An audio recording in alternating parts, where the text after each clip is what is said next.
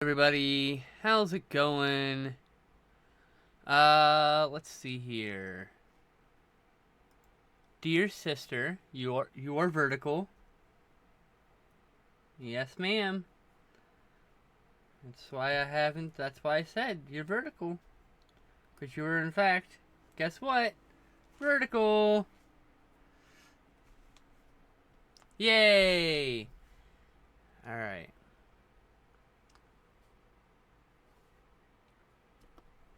Okay. Oh, you're on screen. Good to go.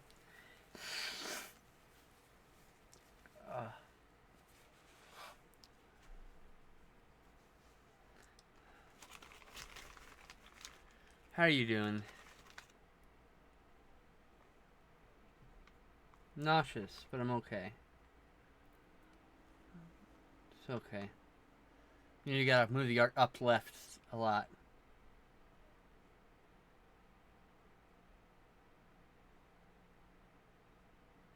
I don't know what that means.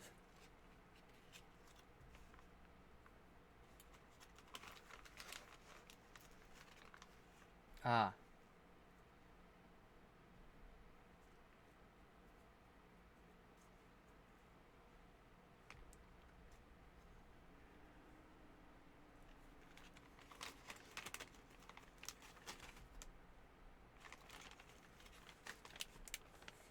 Sure. We're not looking for perfection here.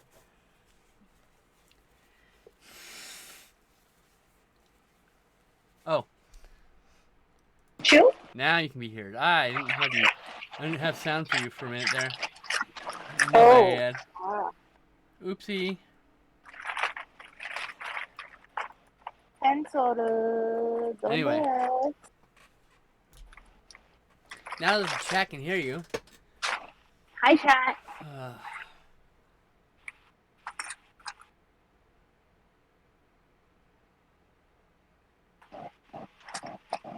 Trying to figure out what I do with my pencil. Today's title is More Art, More Tea, More and.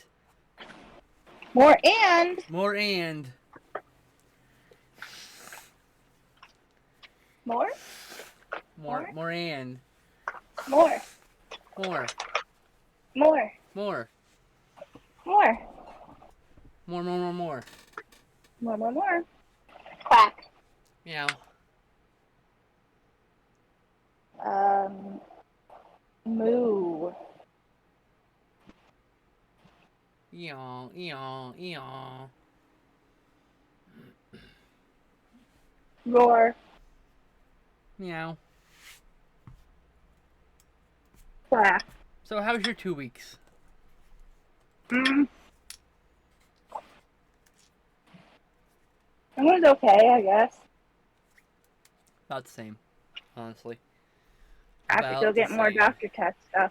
So that's not fun. Oh, I see. Yeah. More doctor tests and shit? More doctors. No. Yeah. Be healthy. I want to be healthy. I want you to be healthy too.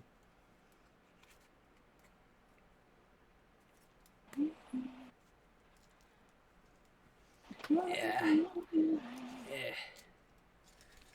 Haven't had morning weed yet. Hey! Ethan! How's it going, buddy? Thanks for the follow, dude. Hope you're having a good day.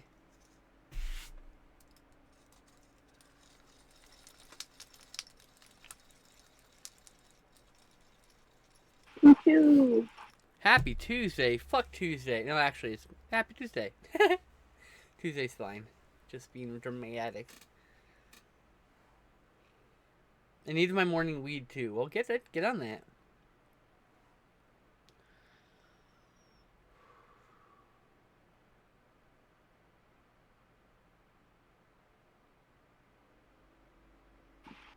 So sometimes in the morning, my stomach's like, "Hey, you're hungry," and then I eat food and I get more nauseous. I'm like, nope, that wasn't it. Thanks, body, for betraying me a million times over. Also, my joints, I bought more new joints and like they came in these long thin boxes. Like Who does this? Some asshole repacking joint rolls because he knows fucking Amazon can't ship to Washington. Because they're in a fucking legal dispute right now, yeah. Oh my goodness gracious. So I can't buy fucking rolling papers. Because Amazon won't pay fucking taxes.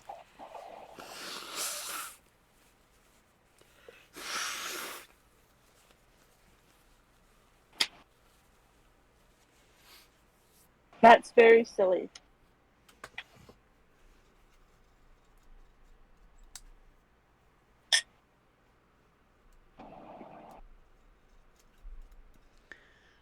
Been watching A Haunting? No, that's good. Imagine if they were just joints the length of that box. Ha! Ha! I would smoke it. I'd pass that shit around, too.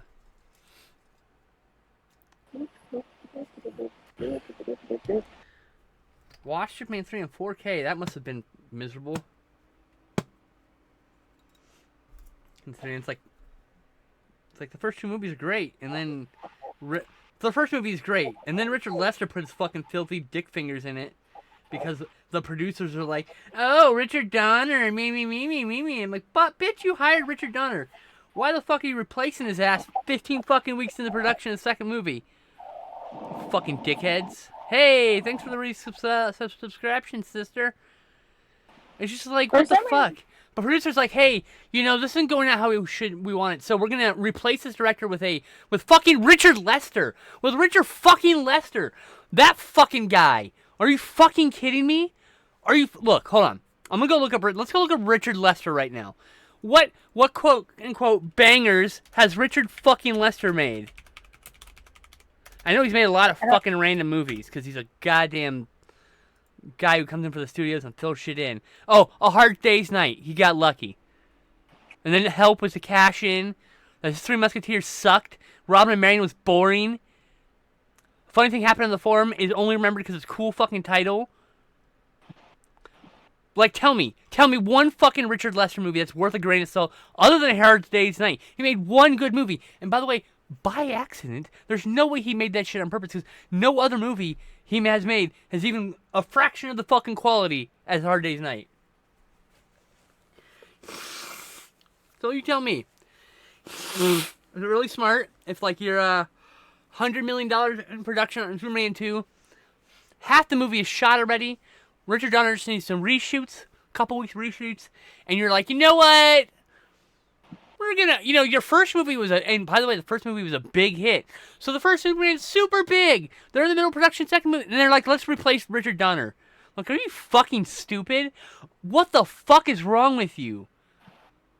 It's like, and it drives me nuts. This is the same shit that happens with, like, with producers all the time. They're all like, well, can you do this instead? Why? So I think that would be really cool. Well, why aren't you fucking making a movie then? Oh, because, blah, blah, blah. Like, it doesn't matter. You're not a creative person. Your fucking job is to find money to make the movie get completed. Your fucking job is to hire a crew that will help the director finish his fucking production. Your job is not to put your dick in the fucking creative Cheerios. Talk about things that piss me off. Holy shit. Movie producers need to most movie producers need to be just dropped in the fucking dumpster. That's all I gotta say. They're good producers. But those fucking Hollywood ones are just fucking doofuses. They're like, oh. You know, the only good thing a producer ever did was make Monster Trucks from 2016. Best thing a producer ever did was, and you know what? He didn't do it.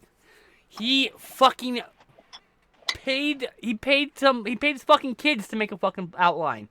His fucking kids made the outline for that movie. That movie fucking rules. That fucking producer's kids are awesome. He's dumb, but his fucking kids are great. Put your dicks in the creative Cheerios is a great phrase. Well, it's something I've said a lot. It's like, you had a beautiful bowl of cereal, and I'm adding some sugar to create. Why are your balls, your creative decisions, in my Cheerios? The one you gave me the Cheerios to be creative with. Why are your balls here? Making my fucking Cheerios taste salty and bitter. Tell me. Anyway, you were saying? I would say one could argue that he was pretty smart. He knew that he couldn't write it as well as his kids did, and instead of just trying to keep going, it was just like, here, kids. I guarantee there's not one salvageable movie with producer interference. And when you watch the movie, you're like, oh, this reeks of producer interference. Because guess what? You can fucking tell when someone put their fucking sweaty balls in the fucking crate of Cheerios once again. I like balls, but just not in my Cheerios, you know what I mean? My mouth, sure. My Cheerios, no. But I ain't gonna suck no producer's dick either. Fuck that. I don't care how much money you have. This boy can flash me $16 million. I'm like, nah, your dick tastes nasty. I ain't never put it in my mouth, but I know it's gonna taste bitter and gross because you put your balls in all the fucking Cheerios. Exactly. Especially the creative Cheerios. Exactly. Hell, maybe you actually like balls in your Cheerios, but you don't like it on your movie set. Get your balls out of my movie. The only balls are the ones that are written into the script, damn it. The ones that are actually accidentally shown. My God, I can't remember what movie I was watching, but like this dude had like baggy pants, and you could just see his fucking entire junk bouncing around when he was walking. I was like, whoa, this is like NC-17. What the fuck?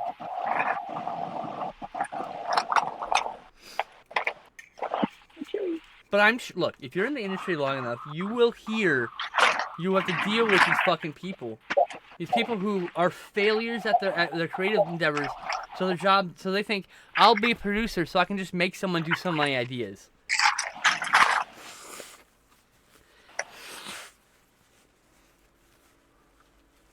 Nothing worse in this universe than a producer who gets fucking illusions of grandeur and decides that I want to be a director. Get the fuck out of here. Get your back. You know what you're good at. Get money for creative people. Like shit, man. Stop fucking it up. Does this duck need a hat? Yes. I thought so. Duck with a hat. Duck with a hat. Hat. Duck with a hat. Duck with a hat. Hat. Anyway. I kind of want to give it a top hat, but maybe a fedora. You should definitely have me on your podcast to rant endlessly, Evan.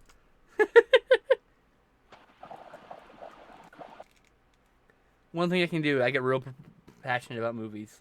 I got some opinions. Capital O, TM.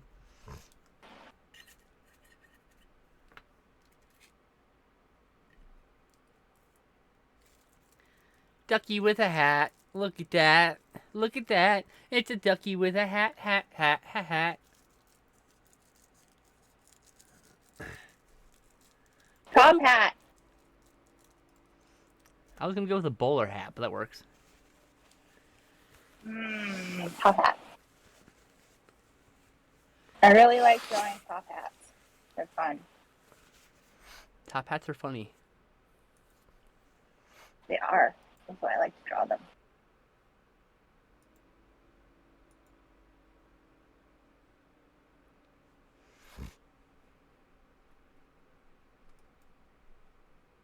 Meow. Meow. Meow, meow, meow, meow, meow, meow.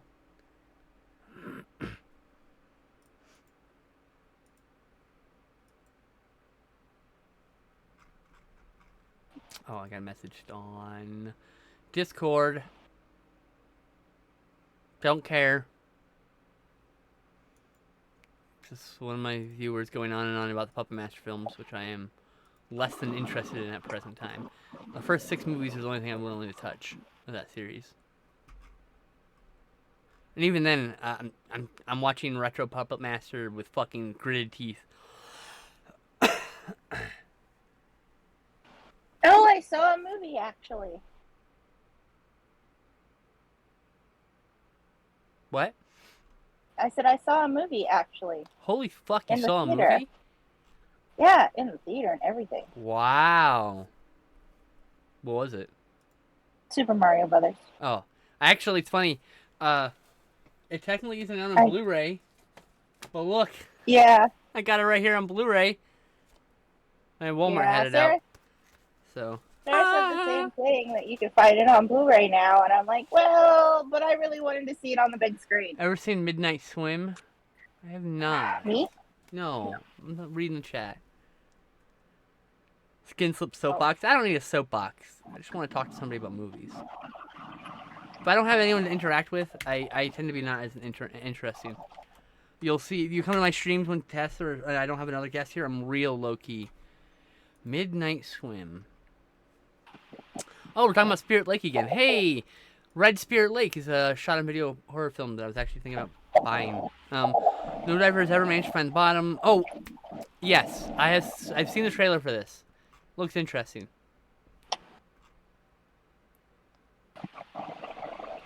Sarah Adina Smith also did a bunch of movies I haven't seen. Did a segment Holidays, which I rated as 7 out of 10, which I don't remember being that good, but.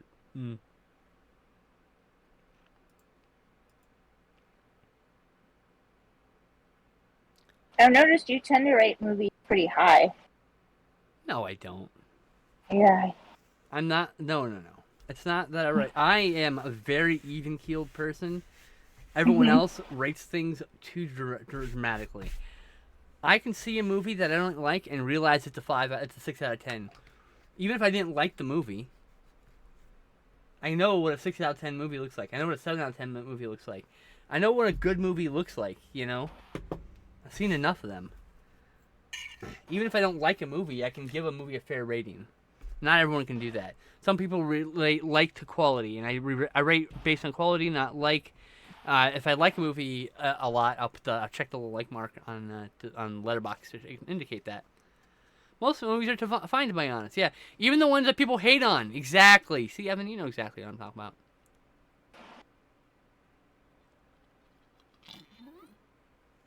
When people Have are you like, seen any of the Trolls movies?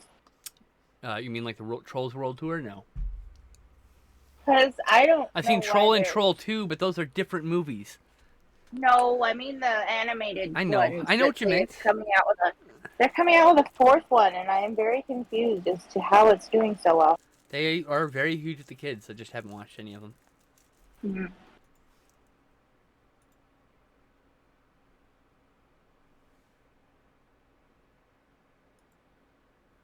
Meow meow meow meow meow meow meow meow meow meow meow meow meow.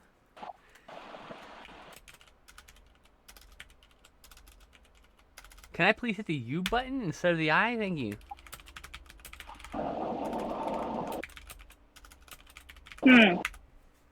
There we go. So it's a rainbow duck because because pride, that's why. Yeah. Most of them are fine, even the ones who they're eating her, and then they're going to eat me. Oh my god! Exactly. Actually, do I have the fucking soundboard going for that?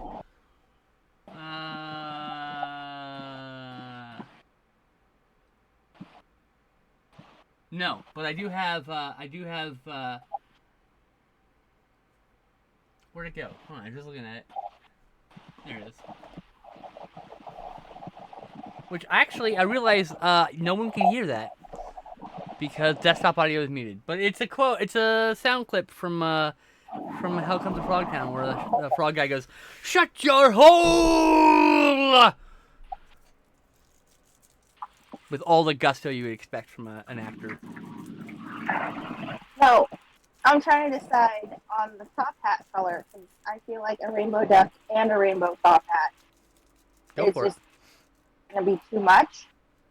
Go for it. Be a white top Do hat. whatever you want. Make it. You don't need to. You know exactly what you want already. Just go for it. Just do it.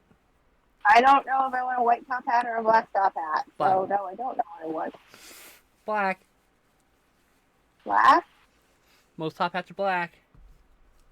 That's why I was wondering if I should make a white one. No, white top hats are ugly. Okay. This is why I asked. I'm sorry for anybody who wore a white top hat at their wedding. I do apologize. I don't mean to insult your wedding decor, but white top hats are ugly. And that's my opinion.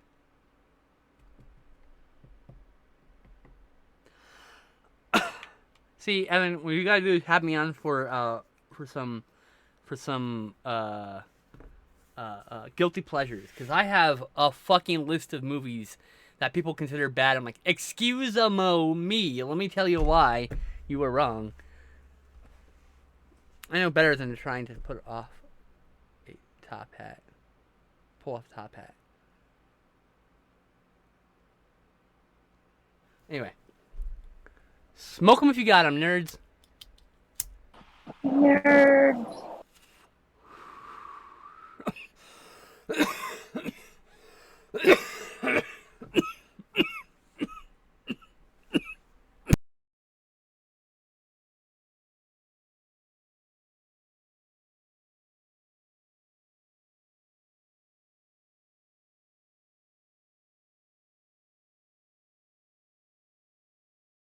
Might have. Wait, hold on.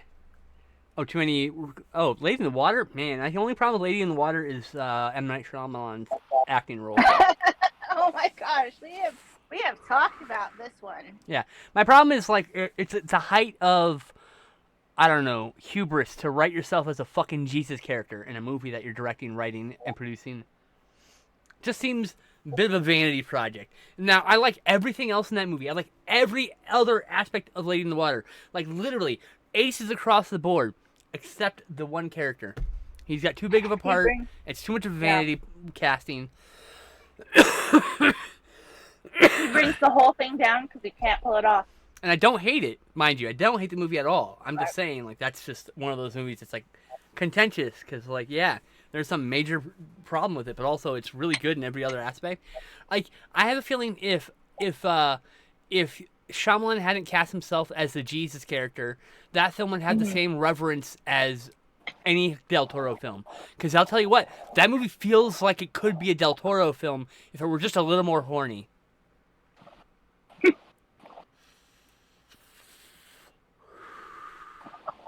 Yeah, I think out of 10, I'd give Lady in the Water a 7 out of 10.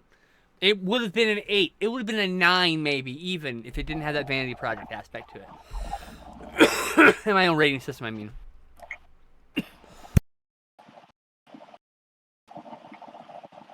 I don't like half stars. I think it's silly. Why do half stars when you just do whole stars and do 10 instead of 5 with halves? That's just me, though. So, but I'm gonna do what? 1 star and have it a percent of a star. Oh, okay. That's just good for you. Mm-hmm. But yeah, I mean, that said, I still love that movie. I think it's a very good movie.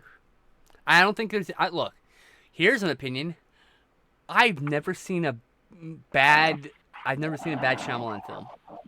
Have I seen a mediocre Shyamalan film? Yes, Old exists. But I've not seen a bad one. He's a very good director. He's even Knock at the Cabin, the ending which I disagreed entirely. I felt everything up to that, the tension, the casting, the writing, all that was so good. That ending really ruined it for me. I won't spoil it. I need to see that. It's not the ending I would have gone with. And I'm not a fan of the negative trope it portrays. I can't explain that without ruining the movie for those who haven't seen it. And now I need to see it. I know I need to see it. Yeah, it's worth seeing. Yeah. I forgot what it's. Sorry. I did try to watch Avatar: The Last Airbender, but I fell asleep. That's probably just me. I just cannot weigh in on that one because. Okay, all right. The caveat to my statement is I still haven't seen Airbender yet because I'm waiting to see that right before I watch the TV show so I can compare the two. Because I want to watch the movie by itself as a movie because everyone complains about it being too much or being whatever, and I'm like, okay, but you're talking about a TV series that's been adapted as a movie. Now I'm going to see that movie, make my own decisions on it, and then watch the show. Yeah, I've never seen the show. I was trying to watch the movie without seeing the show, but I also have a habit of falling asleep and things. So his pre horror stuff is pretty mediocre. I'm gonna be honest with you. Outside of horror, he's kind of a mid director. I think the fact that he grew up making horror films all the time has uniquely tuned him to make suspense films that will keep you on the edge of your seat.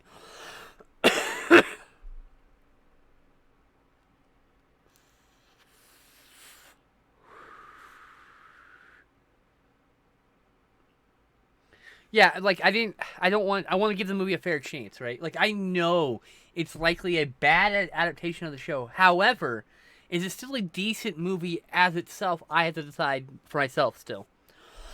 And it's hard to divorce yourself from those facts if you see the show first. So I would try and watch it again, maybe, and maybe not fall asleep. from what I understand, it's kind of like packed full of ideas and nothing pays off. That's what I've been told. I haven't seen it yet though. Willing to watch it. Ah, Abby, hi! I bet it's just like mediocre. I bet it's not as bad as everyone says. Like, I will tell you, look, a movie can be good, a movie can be bad. The one thing it cannot be is boring. The worst movies I've ever seen in my entire life are all boring. Mediocre art is the worst. Bad art isn't the enemy. Mediocre art is the enemy. Making something that's just blah.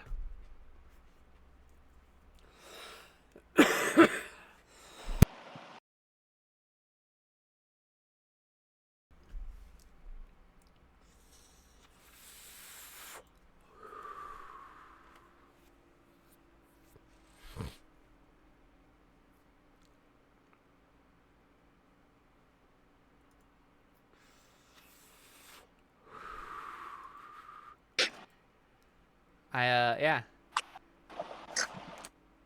When I start up the podcast again, we have, me and my friend Justin have our own podcast, and, we'll probably have you on it then at some point. When we finally get back to recording. He took a hiatus because work was overwhelming him.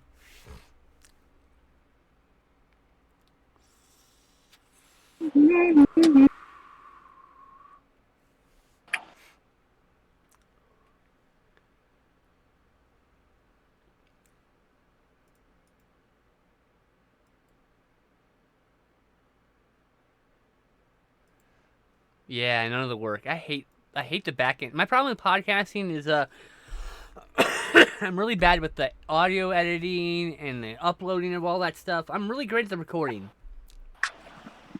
I'm animated, I'm present, I have opinions, I can back them up. I'm terrible at the rest of that stuff. Once it becomes a job, I'm like no interest in it anymore. Once it becomes work. Which is why I like streaming, because I'm just going to fucking go, make it raw, and put it up there and call it a day. Woohoo!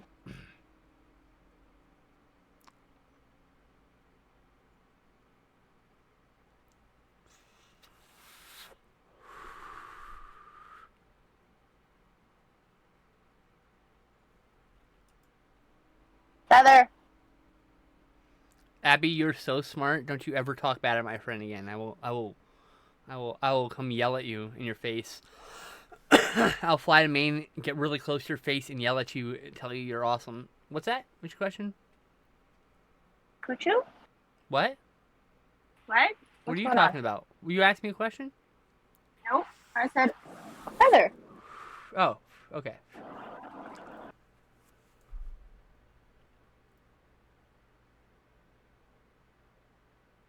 I hate editing. Editing to me is like pulling teeth.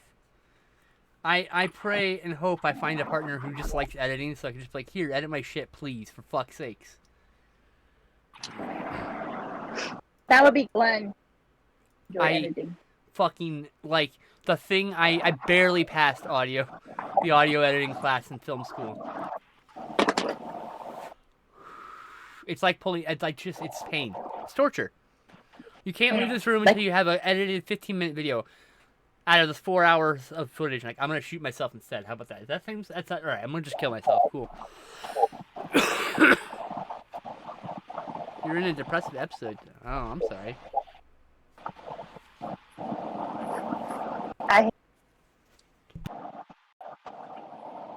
Well, sometimes I hate rotoscoping. Sometimes I found it very zen. But when you're rotoscoping on a time limit, then you hate rotoscoping.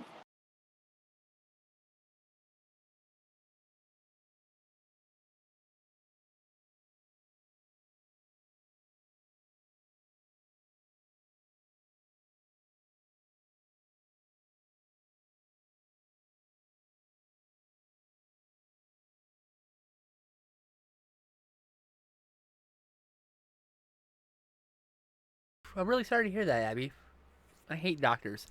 Do you want me to go punch your doctor in his dick bags? I'll totally fucking boxing speed bag that shit into oblivion. Your whatchamacallit. You're not your doctor. Your pharmacist. Or her tits. Does she have tits? I'm pretty equal with the punching things off. I'm gonna go with your insurance, Abby. It's because insurance. Oh, I will absolutely fucking elbow drop your insurance into oblivion. It sucks for the patient. It sucks for the doctor. It sucks for I think the a long time ago we should have said, hey, it's morally incorrect to decide if someone lives or dies based on money. So we should make it illegal for insurance to deny claims. Oh, but we'll have so many false... What? Shut the fuck up. I don't care. I don't give a fuck. If you don't want to deal with it, don't get in the insurance business.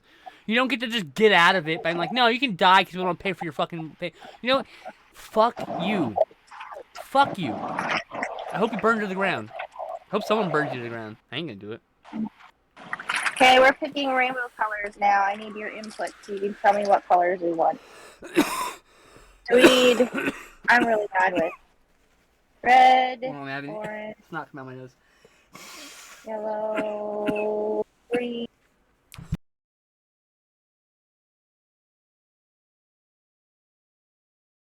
Light blue. Dark blue. Purple. 1, 2, 3, 4. How many? What? Pink, right? I don't know. Kevin, I thought you were in Canada, bro. Okay, then where the fuck are you if you're not in Canada?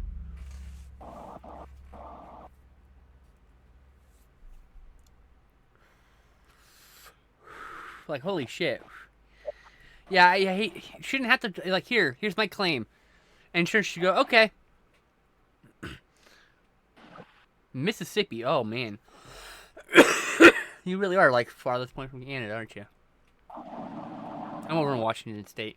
I have state issued insurance, which just means I get denied for a lot of shit, or they don't pay for a lot of shit. So I gotta pay for, like, my HRT out of pocket, for example.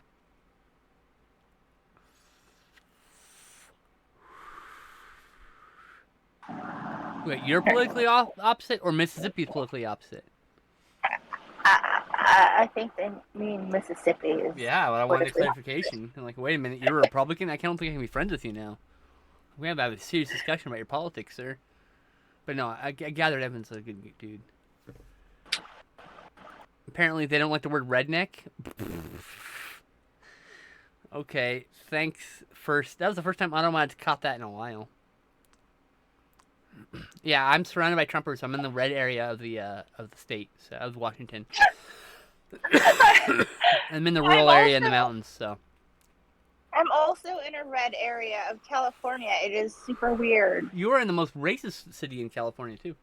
I know. It is the only place in California in which the KKK still holds meetings and rallies. Oh my gosh, Darian went to this weird movie that turned out to be some sort of propaganda recruitment thing. Holy fuck. Which one? I know. I don't know. I'd have to go look at her Facebook page. It was disturbing. Yeah, being progressive is smart, because it's like, you're being accepting of people. Like, what's so wrong with that? Like, I don't understand why people have such a problem being, like, I don't know, kind. When I was in high school, somebody asked our AP English teacher what her political views were. And she's like, I am not allowed to answer that. But I will say, I always, like, when you are voting, if you are voting to take away the right of somebody, think about if someone was going to be taking away your rights. Wait a minute. Yeah. Hold on. Oregon put a toll on the Columbia Bridge that charges $500 for Washington plates. What? What? Wait, oh, should. What? Sorry, I read this post wrong. Should. The word should was very hidden in the middle of that. Anyway. Why? I read, ignore the statement. It's a nonsense statement. It's just someone bitching. I apologize. I saw someone was complaining about something. She should be moving on. I'm changing the subject. Okay. I was like, I'd be like, that should be unethical. But like, and it was the first time, I really thought about. And when a rich person says money can't buy you happiness, you tell them that poverty can't buy anything. Yeah. Just saying.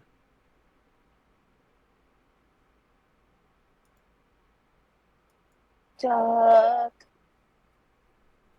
beak.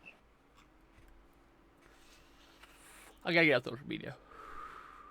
Oh, fuck. I forgot to put... This is why I had this open. 1 second. Would you? I forgot to post.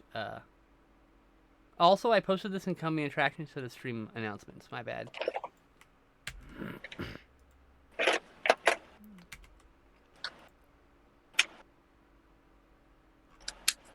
Alright, now I can close my social medias. Huzzah! Rich people are parasites, actually. Oddly enough. I earned that money. Did you earn that money, or did you exploit workers? Tell me. Yep. I hate Parasite. The movie was so boring. Like, I get the social message. I get what it's saying. I didn't get any sense out of it. I was just like, okay, I get what you're saying here. Really on the nose commentary that these people used to be rich and now living poor. They're being poor displaces these poor people, and now they're like living in the walls. Sorry for the spoilers. But like, what the fuck? Like, I don't know. It was like 45 minutes too long. Living in the wall. I'm not one of those people who are like, well, we should be less than 90 minutes. I just don't care as long as it's good. But that movie is very good, despite the slow bit in the middle. There's like a part where like it sets up the world and then just kind of meanders for like 20 fucking minutes. Like, I feel like you should be able to chop that out easily. Yeah, see, too long, but I thought it was great. And I'm fine with 2.5. I just watched a 3-hour movie. Enjoyed the whole thing. It's called Sholay. It was a great action film from India. Also, romance. And also, musical, of course. Yay, musical. I'm gonna do this. But the stunt acting and the stunt quality in that movie is very high. Good fight scenes, good everything. It's from 1975. What color am I starting with at the top? Pink. Pink. Ooh. Look at the rainbow flag and start from there. That's a good idea. You start from the one with the inclusive colors, because you want to put the inclusive colors in there also. Which include yellow and purple for intersex. People often forget the intersex, and I don't like that. Stop forgetting my siblings. Okay. So goes dark purple, blue, green, yellow, orange, red, white, pink, blue, brown, black. Specifically, the light panel one's lavender. In case you're curious. Is it lavender? Yep, officially. So it's lavender, pink, blue, not white. Yeah. Okay. Got it. What if I... And I agree. Some stories do need longer like scripts. Like, I've never had a problem with any of the fucking Avengers films. Like, they're really tightly scripted. They might be cookie cutter, but like, I'm looking for that kind of entertainment. It's not. They're not my favorite movies. They're not the only thing I watch by a long shot. But I like those Marvel movies, and they're all 2.5 hours long, and none of them feel like it. Right. Query. If I make the hat black and I make the band brown, is that inclusive enough, or do I need to put it here because I'm worried about line work?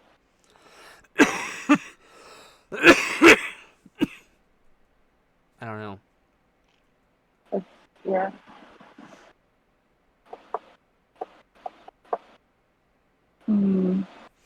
I can't tell you. Probably.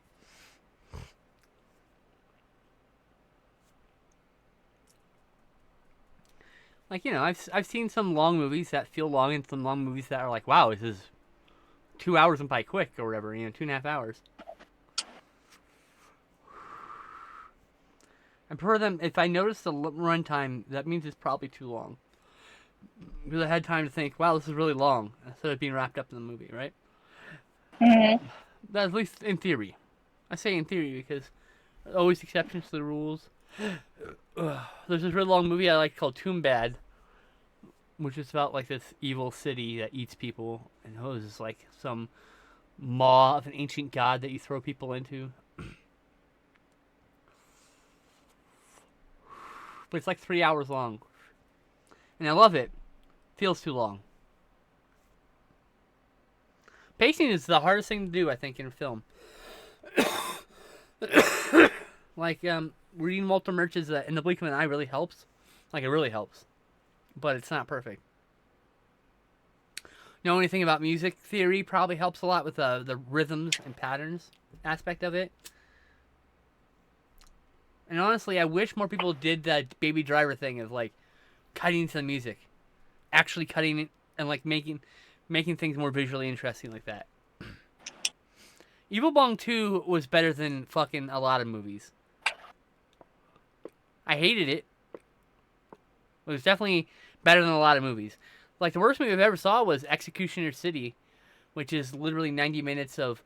It's like 5 minutes of two robots talking, 5 minutes of a lady undressing and then showering, then she dies. Repeat, rinse, repeat for 95 minutes. There's one 4-second moment of joy where two robots are sword fighting in the most silly nonsense way possible, and I have a gift with it, and it's the only enjoyable part of that whole movie, and it's not worth the slog to get to. It's boring.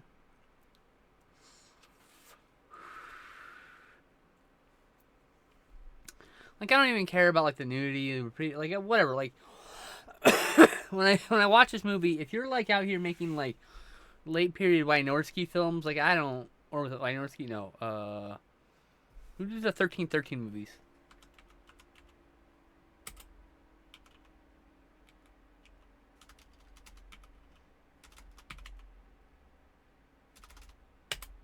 I swear to God, keyboard. Plus shower scenes, more sword fights. Fuck, was that Wynorski or the other guy? I can't think of them mixed up.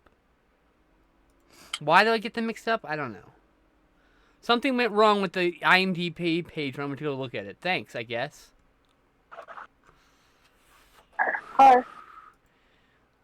Why is this so hard to find? Oh my God, I hate this. Internet, you suck. 1313. Oh yes, with an extra thingy in it. Thanks. Oh my God, just give me a fucking movie. David Dakota, excuse me. I mix Wynorski and Dakota up all the time. I do apologize. For no reason. Their movies are nothing alike, but I get them mixed up. Their names are nothing alike. The themes in their films are completely different. I don't know. Anyway. I mean, like... This movie was like a 1313 Dakota movie without being self-aware. I mean, like, David Dakota knows he's just making porn. He's making porn with his buddies for repressed gay dudes who can't find porn. And that's cool. Absolutely awesome. Right? Maybe they have no access to a porn store, but you can find a 1313 movie at your local video store or in a Redbox. Right? So, or you can rent it online. There's tons of them online. So, like, this movie felt like that, but, like, worse. Significantly worse. I like David Dakota's movies for the most part. His 1313 movies are... You need to send me a short, yeah.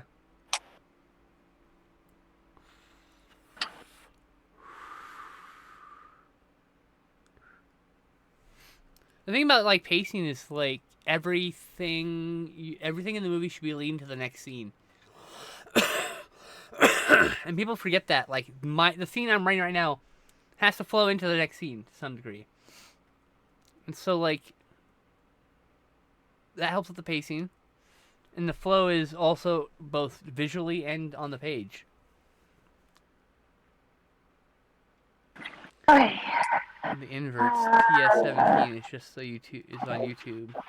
But it's also a custom-made short, so it sort of has it in jokes and don't work if you intended it. Okay, fair enough. But yeah, shoot me over your short. I'd love to watch it. Purple. Purple.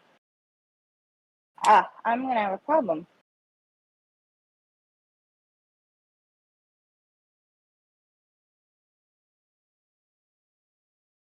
People often make is two things. One, never knowing the wind in a scene.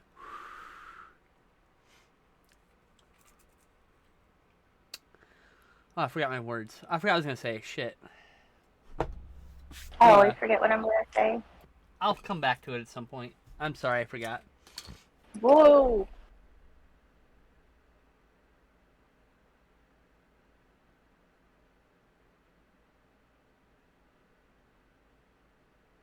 All right. I think people forget about with a movie with scenes is every scene should have a build up.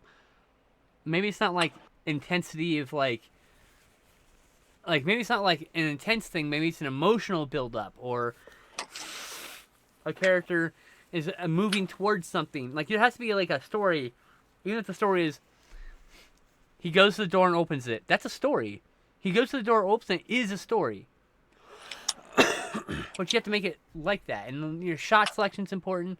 No, all right. The big thing I see in independent films is people putting people right in their middle of frame. It's like, hey, this is not where you put somebody for a movie. There's those little bars, those little thirds they're called. That's the rule of thirds. That's to make it more like, oh look. That's why I'm technically placed farther over to the side like this, even though I lean in because of my back. I'm supposed to be here.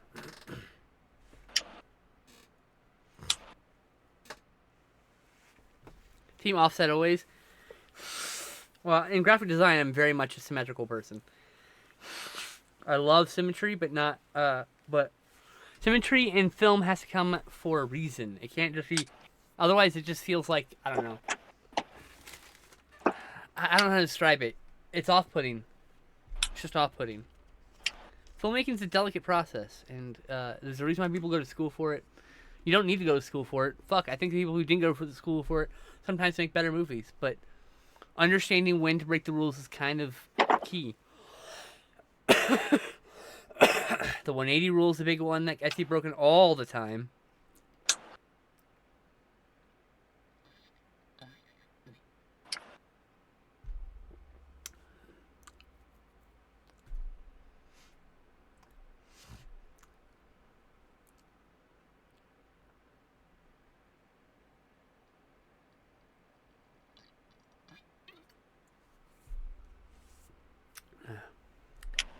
Lavender. And the difference between good artist and great artist is knowing what that is, or not knowing what that is and making some sort of like accidental masterpiece, which happens. Accidental masterpiece. I think there is something to be said about someone who has no idea what they're doing and then make a movie and it's very meaningful to you still. You know. This is not Lavender. I like big budget movies, but I prefer indie films.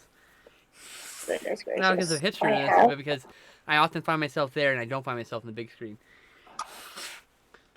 Like, most of the queer characters in blockbusters are one note. And we're still in the era of stereotypes for gay people, in movies. So I tend to find myself, my queer trans butt, I find in all sorts of other movies. Not Lavender either.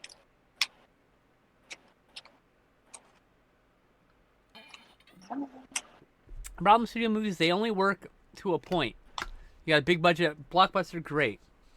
You've got a fucking meaningful film with thought, and they're gonna fuck it up. Like you can't let those fuckers touch your movie. You can't. And also, hey, another filmmakers out here, don't fucking wait. You need to move your art up, babe. Your art's way down. Sorry. You don't wait for the right time. Don't wait for the money. Don't wait to make your big chance. You make that. You make that big chance. Go and make a fucking movie. Doesn't matter if it sucks. Get your fucking practice in. I made tons of bad movies. I'll probably make more bad movies. But it's not about like, look, great Rocky Balboa quote. It's not about if you get knocked down. It's about getting back up and keep on going, right? That's how winning's done, and that's how you make it. Make it. You just do your thing. It's gonna suck. Nobody's gonna look at it for years. You're gonna be making it in obscurity, but you gotta do your thing, and it's gonna suck. It's gonna suck, but you know what? You gotta get the suck out. I don't expect the budget from. Evan, are you familiar with Joel Haver? I watch micro budget indie folk films all the time. Zero budgets, $0. Literally, dude with a cell phone making a movie in his apartment. I watch that shit all the time. So, and some of them are some of the best things I've ever seen in my entire life. But if you haven't seen Joel Haver, any of his works, I highly recommend Joel Haver's work. He is a micro-budget folk filmmaker that, like, he made a movie called Taking Some Time to Feel Sorry for Myself. That was so... It's no money. It's a no money budget feature. They just shot it because they wanted to shoot it. And it's so resonant to me. I feel the cuts so deeply. I identified so much in that movie, like, and it was just some movie some guy made in his apartment, in his family house, and in his friend's apartment, and with his friends, and some casting people he made.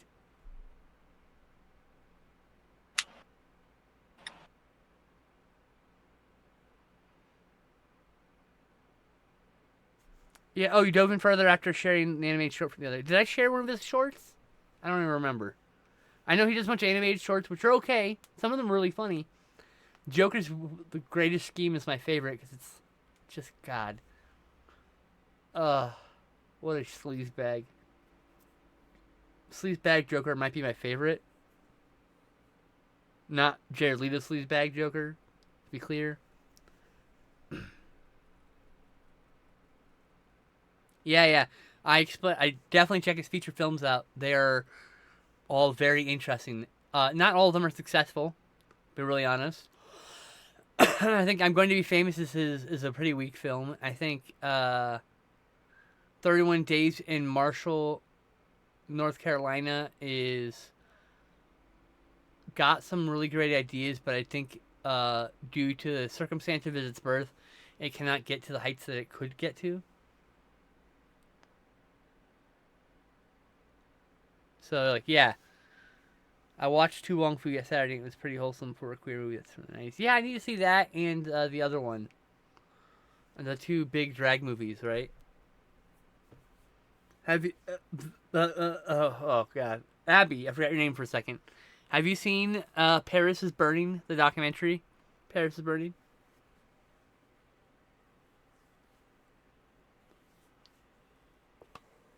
Ugh. You should. It's about the New York ball scene, which is a very early. It's a POC queer movement, a queer expression dance. I hard to describe, but it's beautiful and fascinating. There are everybody. There's lots of people in the community from every spectrum that perform in that. So it's kind of cool. Curiosity killed the George. Oh, yeah. And that kicked off the Haver combo. Oh, yeah, you should see the Joker video he did. It's hilarious.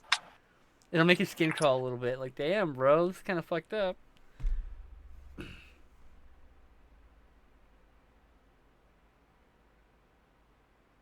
I feel like you should do a purple circle around the eye to represent the intersex community. Because their flag is a yellow flag with a purple circle. Uh-huh. So I just thought that'd be cool.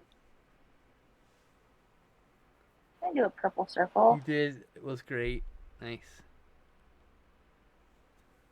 But yeah, I saw Paris is Burning when I was like 14 years old on HBO. That we had through our bootleg box because I lived in a mobile home park. So I had HBO, Cinemax, Showtime, the movie channel, and a few other of those pay network ones. Didn't get the adult channel, sadly. Always wanted that Playboy channel.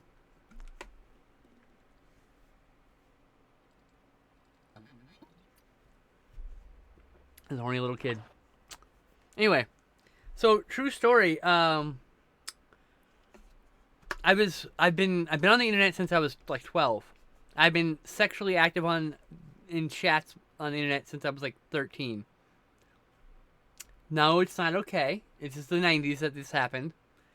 Where I would cyber sex with people on the internet out of boredom, more than anything else. No joke. And I was combing through an episode of Real Sex, episode 12. This is no joke, episode 12. I was scrolling through it. There's a cyber sex section, and at the very end, my fucking screen name is there. I was like, what? I'm fucking 14 in this clip. There's no way. What? It's on AOL. I had the username Skinsip on AOL. I'm the only one who's ever had that username in most places.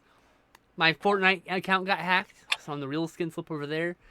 I forgot the password to my original Sony account, which had, I think, one game on it. So I'm Skinslip13 on PSN, but everywhere else I'm Skinslip. That I know of. I'm sure there are people who have taken the username elsewhere, but I'm most of the time I'm me. I'm Skinslip. So seeing myself, my screen name, at like 14 years old in the cybersex section, I was like, what the fuck? What the fuck? Oh my fucking god. By the way, I did not know that, even though I was watching Real Sex back then, I didn't know I was in an episode until literally a couple years ago. By the way, that show definitely made me very queer, or at least open to a lot of stuff. And I'm pretty sure I'm queer, and accepting my queerness largely because of that show. Seeing it when I was way too young to be watching it.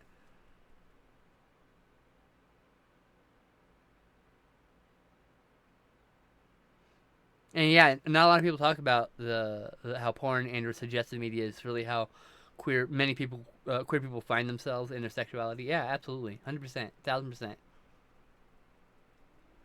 And like look back, like in retrospect, I was so trans it hurt. I was like, oh, I was really trans. I didn't realize it, because I was a little kid, and I didn't have any trans people in my world at the time. I didn't see a trans person until I was 27. And I was in film school.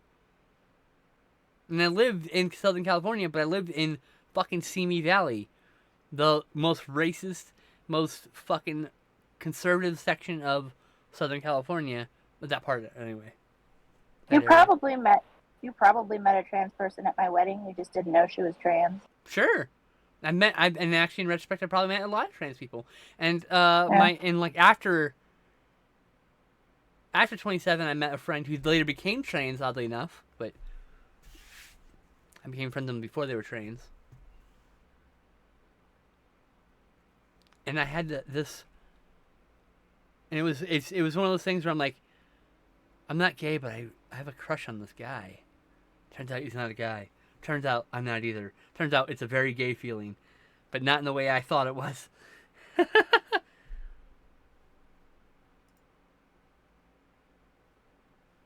I had to step away to pee. I'll be right back. Okay. I don't know. I'm trying to mute. There's no one home. Everyone's at work. Be right back.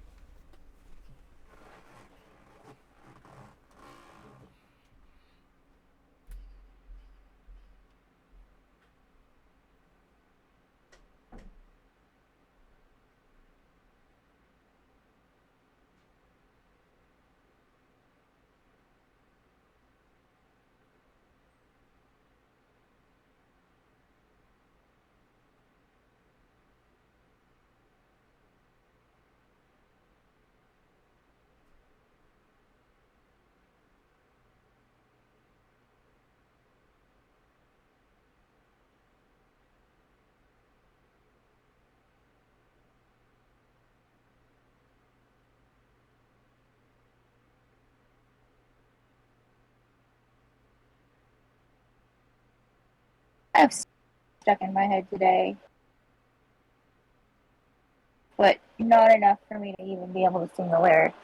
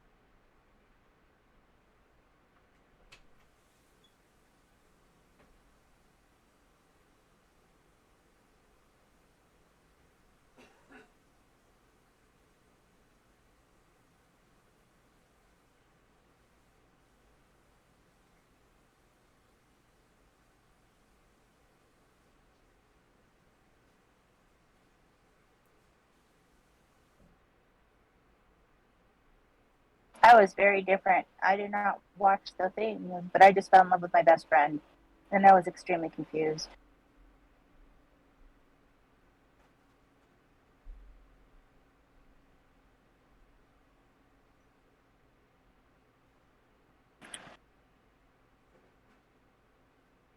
Woo.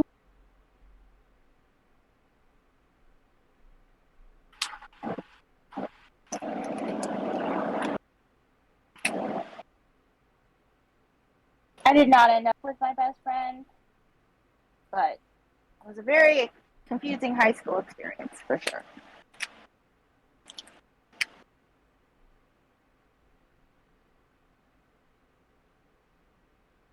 Sadly, she doesn't even talk to me anymore, but oh well. Things, stuff.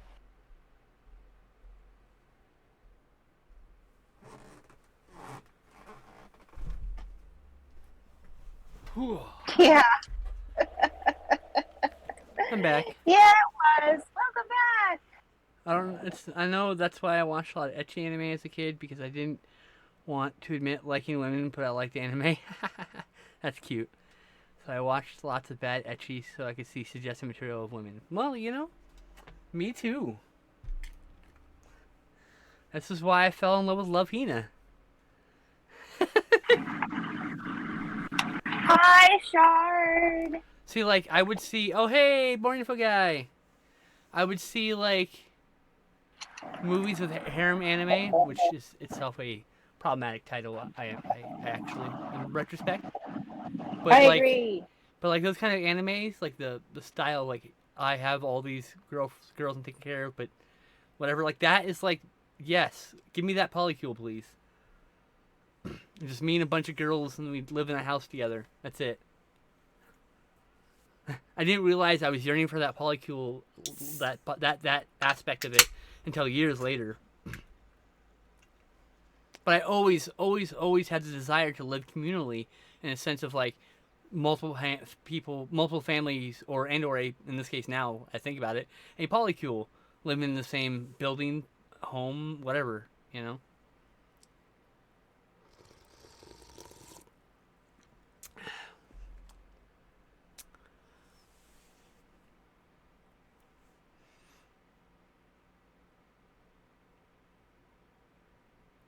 But yeah, um,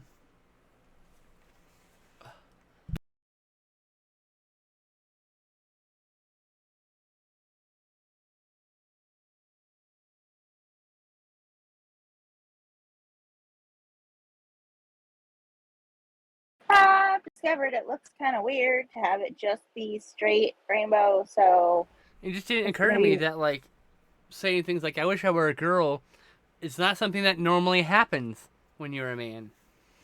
You don't have the desire to have a vagina, to be a woman, to be seen as a woman. You don't have that desire unless you really that's actually what's going on, you know? But I was like, "Oh no, I just think that'd be really cool. Just to experience the other side." I was, sure. Sure, little Val, whatever you say. Make whatever excuse you want up. At the end of the day, I was always a little transgender girl, and nobody knew. I didn't know. I didn't have the words to express it, and that's why people were like, "Oh, the reason why they want the right, conservative, religious, fascist people want you to not be in public is because it's so easier to suppress you." Hold on. And so, like, I think I would have been come out like in my early 20s if I had the language and the knowledge of trans people. But I don't, because I didn't encounter the one until I was away from the home, Mm-hmm. on my own, at college. They didn't indoctrinate me. I was just open to things that I had never witnessed before. I went to gay clubs with a bunch of queer people, even though I was the only straight person. And they're like, okay. They literally said, they was like, oh, do you want to come with us? I'm like, oh, I'm straight. And like, and my friend at the time looked at me up and I'm like, okay, come on. I was like, all right. I just went. Like, I'm like, all right. Well, they just said no, trust me, you're fucking queer. You haven't figured this shit out, boy. You're coming with us. So in my brain at the time, queer only meant liking men as man. You know, that's of Mhm. course such a narrow view of it. But that's because that's all I'd been exposed to was gay people on television. And in fact, interesting enough, Kids in the Hall normalized the image of like men in clothes for me, and that like it didn't seem like people made a big deal about it. Like if you see them, but I never had a problem. Like whatever, like who cares? Like back in the old days, they played both sexes on stage. It's the same shit, you know. And they're not being, and be clear, that is drag performing very specifically because they're not trying. They're playing a part. You know what I mean? Mhm. And so, and my favorite part about that show is the joke was never, haha, man in a dress. That was never the point of Kids in the Hall, which is my favorite part because it was like very inclusive from the beginning in that case. Because it's like the joke isn't that he's in a dress. The joke is the rest of that scene. You know. Mhm. You should make the flower yellow Which flower? on the hat. This Yeah, one? yeah. Okay. And then maybe leave the other flower white so they can represent the white bar. No, I was gonna make the other flower rainbow, but I can make the other flower white. That's fine. We sniff each other out? Yeah, it's true. I'd get so shy around girls and all adults just thought it was platonic. Like, oh, man. Being queer has been really interesting. I honestly think, though, if I was exposed to that stuff sooner, then that's why representation matters so much. And that's why the fascist right are trying so hard using Christianity to fucking pummel the laws into shape to what they think it should be. Fucking 1900s bullshit. It's literally using it too, because if you look at Christianity and how, you know, it's portrayed in the Bible itself.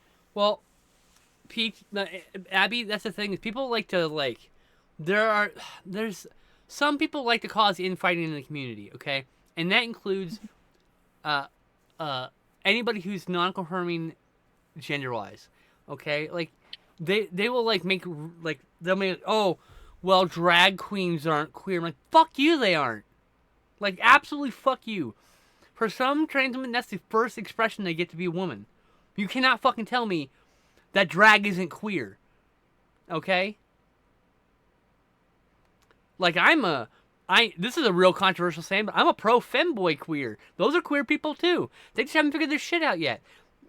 In the sense of like being accepting of themselves and other people, because a lot of those, the problem with femboys is like there's a whole bunch of them that are just shitbags, and those people are shitty people. The problem is in every community there's shitbags. Okay. Like That is true. I am fully here to admit and commit honest and openness, and like I don't want someone to feel like they're not like they're doing something that's not cis normative, right?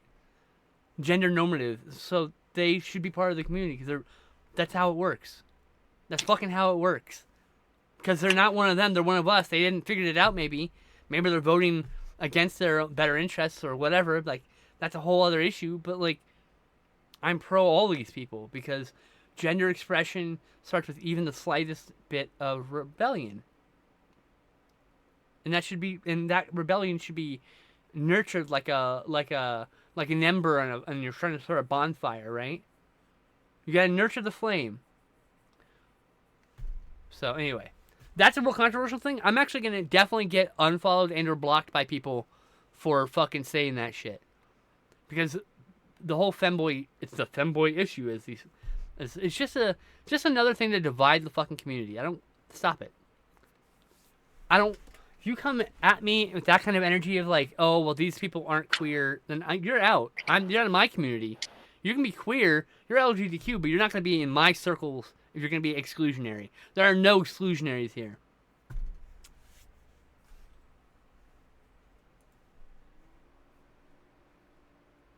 Anyway. Way it goes. Sarah Polley's gonna direct Bambi? God damn it, Sarah. Just direct something good. You are so good. Don't direct Bambi. Sarah! Don't do it! Let's talk with the remake. Well, not only that, I don't even care about that. Like, whatever. That movie's like 50 years old. Like, fuck it. Sarah Polley is this incredible director who did Take This Waltz, which is one of the most intensely interesting and personal films for me. And was like one of the films that really, really helped me get through my divorce. Mm-hmm. But like she's got Women Talking, which is and Stories We Tell, and Stories We Tell talks about her family and stuff. And then she's doing Bambi. And I'm like, no, baby, don't. I'm sure she's just doing it to get money for her next movie, but like, fuck, dude, like, it shouldn't have to be this way.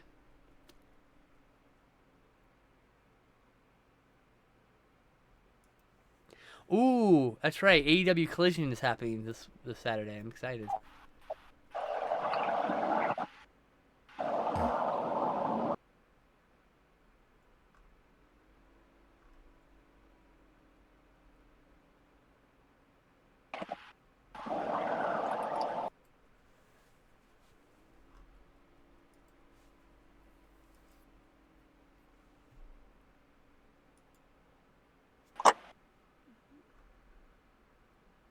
Hold on, I gotta go to my Furby server and reply with Furby.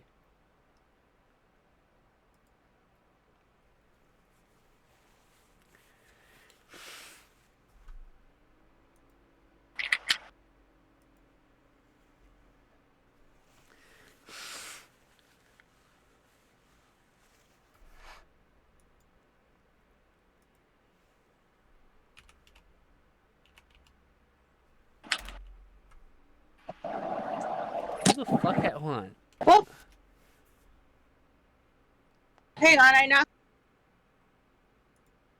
There we go. Bean have a Future Man emote. Yeah. Weird. I knocked you out of my ear. Ah, I fell.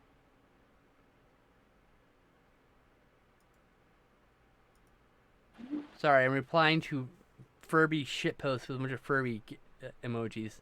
Because I'm on a server where we talk about fucking shitposts. Arby's? No, well, yes, I'm on a. They're very popular in the server I'm on.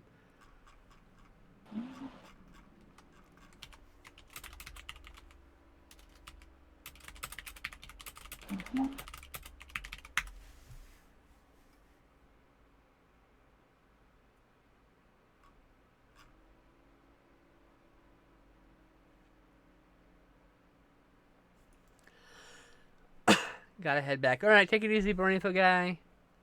Bye. I'm gonna go back up here. Take This Waltz is great. Yeah, it's so good. Max used to make fun of femboys, and I was so confused. I felt almost mocked in a way by femboys even existing. Even crushingly beautiful story. One check from Disney, and that's a year's worth of bills paid off. That's true. A film that weirdly reminds me of something I watched a couple nights ago, Wobble Palace.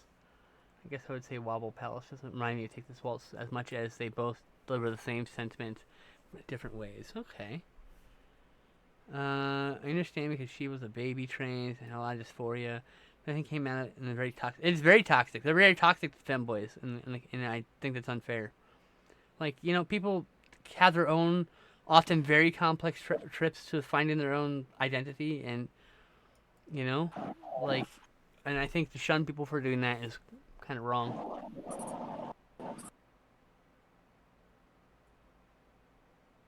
She saw more genuine non-queer people because she was very much a woman. The society was fine. Yeah, you know, it's funny. I've gotten definitely a lot of pushback from trans. There is a subsection of trans women. I'm sure it happens to trans men too. I'm not sure. I can't comment though. But there's a whole subsection of mean girl trans women who don't think you deserve protections if you don't choose one of the binary and then try really hard to look at one of the binaries. The fact that I'm not an excessively feminine woman was a big problem to a lot of them. That's why I don't talk to a lot of big accounts. That's why I'm not mutuals, I don't follow, and I'm not friends with a lot of trans people who have these opinions, you know? Uh-huh. I was just going to say to the artist whose name I honestly didn't catch, the duck look. Oh, this is my sister Teshra. And Hi. Evan says the duck looks amazing. It does look amazing. Thank you. Inclusivity duck. We're trying. An attempt was made. It does look like it has a black eye though. Yeah, well, somebody said make the eye purple. I said put a circle around the eye. I didn't say do that. That's not a circle. Oh, okay. I misunderstood the direction. I know you did. It's okay though.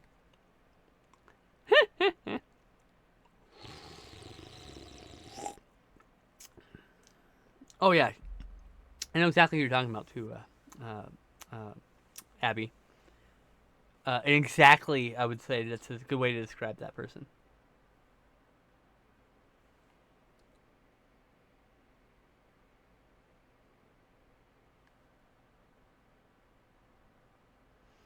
Evan says, "What if you turn the shiner into makeup? Make it glamorous." Ooh.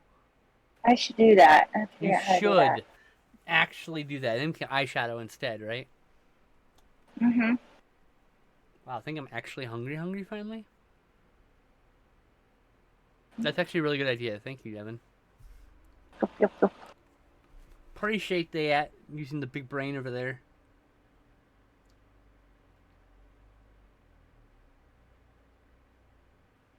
Why am I being thanked? Someone's like, thank you. I'm like,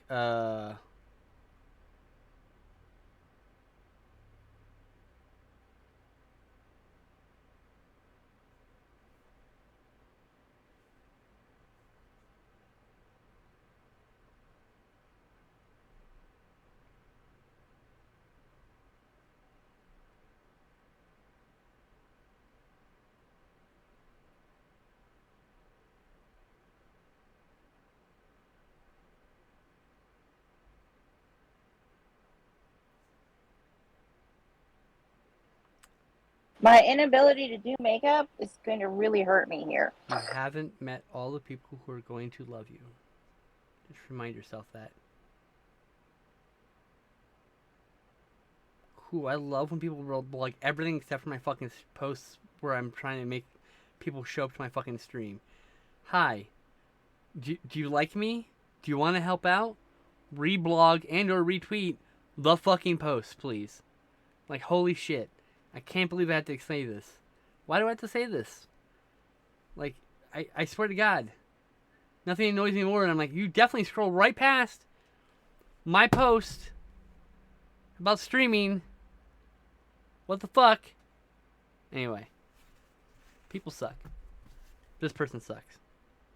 Not you. You're all great. I'm just saying, like, I don't get it. You have to, like, if you want your friends to succeed, you have to share their posts. You have to support them.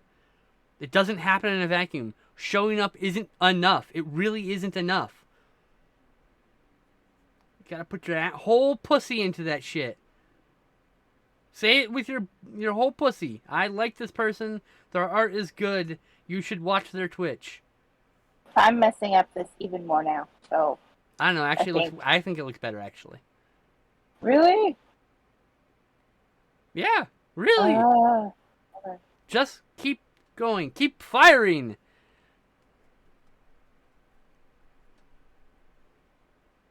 It's gonna be okay. It's gonna be okay. Sure. It's like part of the reason people are successful on this platform is because their audience cares enough to reblog and post their tweets.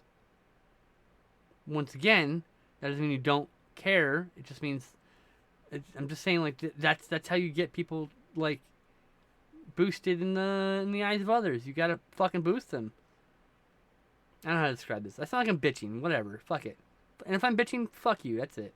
I'm bitching. Who cares? Guess I'm bitching. Oopsie. I have human emotions. Oh, shit. You're Yeah. allowed to have human Closing emotions. this, telling his cell phone off. I'm distracted.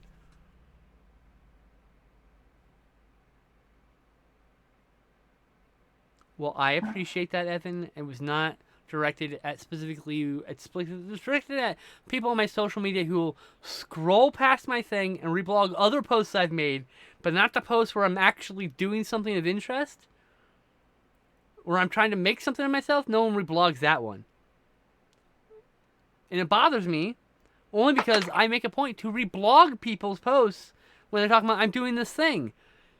Because you're supposed to build each other up. But I'm the only one doing the building, it seems like, half the time. Once again, not for the people who are in the chat, other people who I've been interacting with.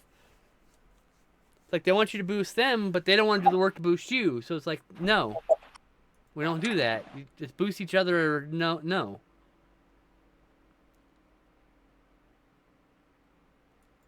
Anyway, sorry for ranting.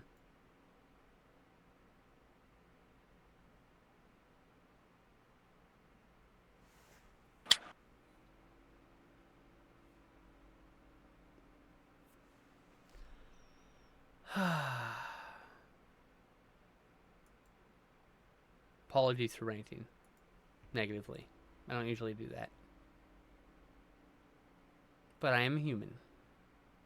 I got emotions. I got feelings, and maybe my feelings are a little too sensitive, but that's the way it goes.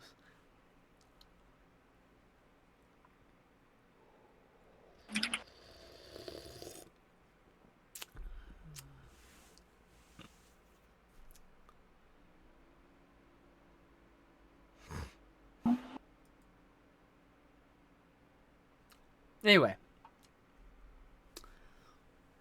I saw some movies. Movies! If you like making movies, or remember how to make movies at all, been on too many movie sets maybe you were a PA. You should watch Living in Oblivion from 1995, a film that absolutely still stands up, minus the one F slur. About making a movie, and it's 3 scenes from the making of this movie, and then Steve Buscemi is the director, and he's fucking great. He's so good in this. And then, hold on, wait. I need you all to understand, there's this movie on Tubi called Heaven and Hell from 2018, but it was shot in 1992. And it's the most batshit insane thing I've ever laid my eyes on. Might be the craziest movie I've ever watched. I watched it during a movie marathon at 2 in the fucking morning. Like, what the fuck?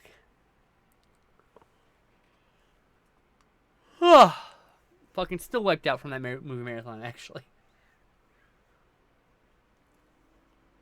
Let's see here. Oh, Renfield was really, really, really, really good. Oh my god, very bloody, though. Be aware. Oh! Is it still in theaters? I don't know. It's on Blu-ray. I bought a Blu-ray. I have it on Blu-ray. It's on Oh. streaming. Well, I'll It's have to watch it. somewhere Peacock, I think. Yeah, it's on Peacock.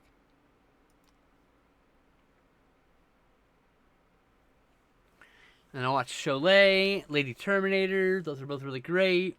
Treasure of the Ninja. What else? The Undertaker and His Pals was really good.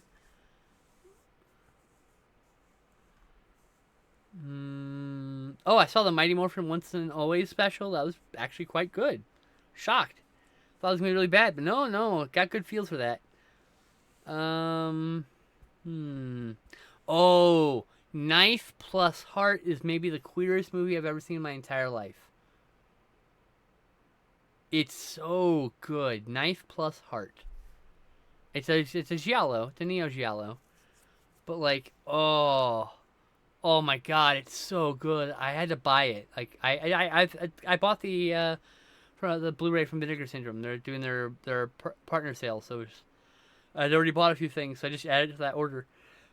But yeah, I'm getting that. It's so good. Knife Plus Heart is incredible, honestly. Visually stunning, and just so queer. There's like not as I don't know if there's a single straight person in that fucking movie, honestly. Everyone looks just so delightfully queer. There's trans people and non-binary people, and it's just all good. Oh, I tried to make Rainbow Duck, but I'm not sure what happened. Man, Malignant. What a. I don't even think Malignant counts as a giallo. To be honest with you, but it's definitely a slasher film. I mean, most of the giallos are proto slashers, so they're really closely related. So the defining line between those two things are kind of fuzzy, to be fair. But regardless, was I thought it was an interesting movie. I don't know if it was entirely good. I gave it a 5 out of 10.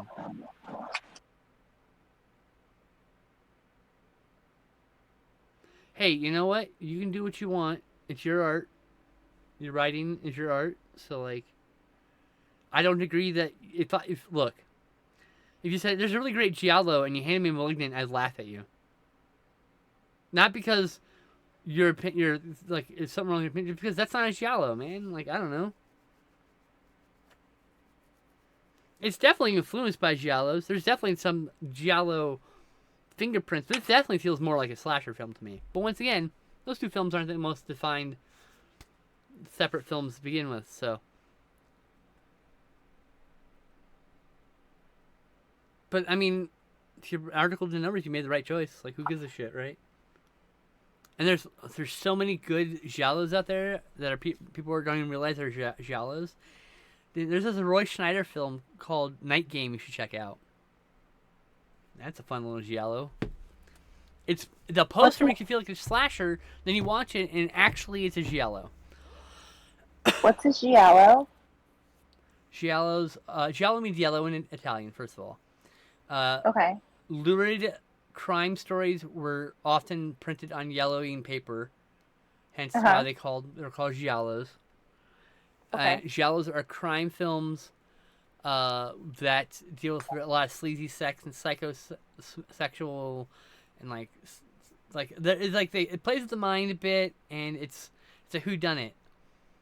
It's almost always a whodunit. Sometimes it's a Hal Ketchum, but usually it's a whodunit. I prefer Hal Ketchum's, by the way, but whodunits. But there's also like a lot of sleaze and a lot of slasher elements going on with it. There's more than one giallo that is also a proto slasher full on that can be both genres, And I also am not a big fan of clickbait. I actively complain about it. Ryan Hollinger, great YouTuber, but like his clickbait titles piss me off. This film you've never heard of, bitch, please. That movie's so common. Like, I hate that shit. It's like, bro, that movie made $100 million. What do you mean the movie no one ever seen? Like, what the fuck?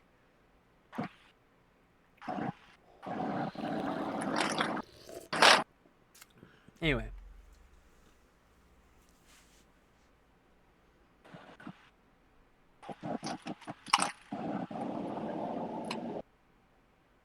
Hey, like I said, that is your decision. The thing people don't understand is I might say that's not a giallo to me, but genres and genre labeling are personal things. I actually took a genre theory course, and there's no like right way to categorize things. There's a wrong way to categorize things. Like, you put a John Wayne Western film in an action movie, and does not hold up to the same bar. You know what I mean? Western has action, but it's not the important part of it. Action films should be focused mostly on action. The important part of the movie is the action, right? So I prefer micro genres personally. Like, I like shot on video films, but I like shot on video slasher movies very specifically. That's a micro genre.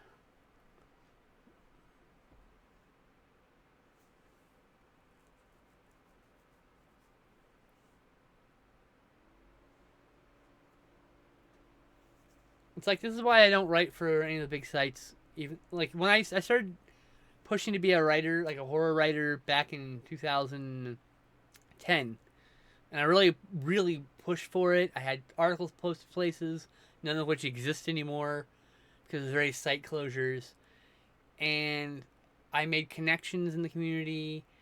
All people who are now like editor-in-chiefs of like very big name websites, but there are people who don't like me. And maybe I and maybe or maybe not has stolen an idea from me. That's the other thing is I got completely soured when a couple years ago I was writing an article on Rob Zombie's Halloween series and trauma, and before I could finish with that article basically was assigned to someone else at the plate. I told one editor, I'm not going to out him, one editor about the idea. He said, that's really great, you should write that. I was like, okay.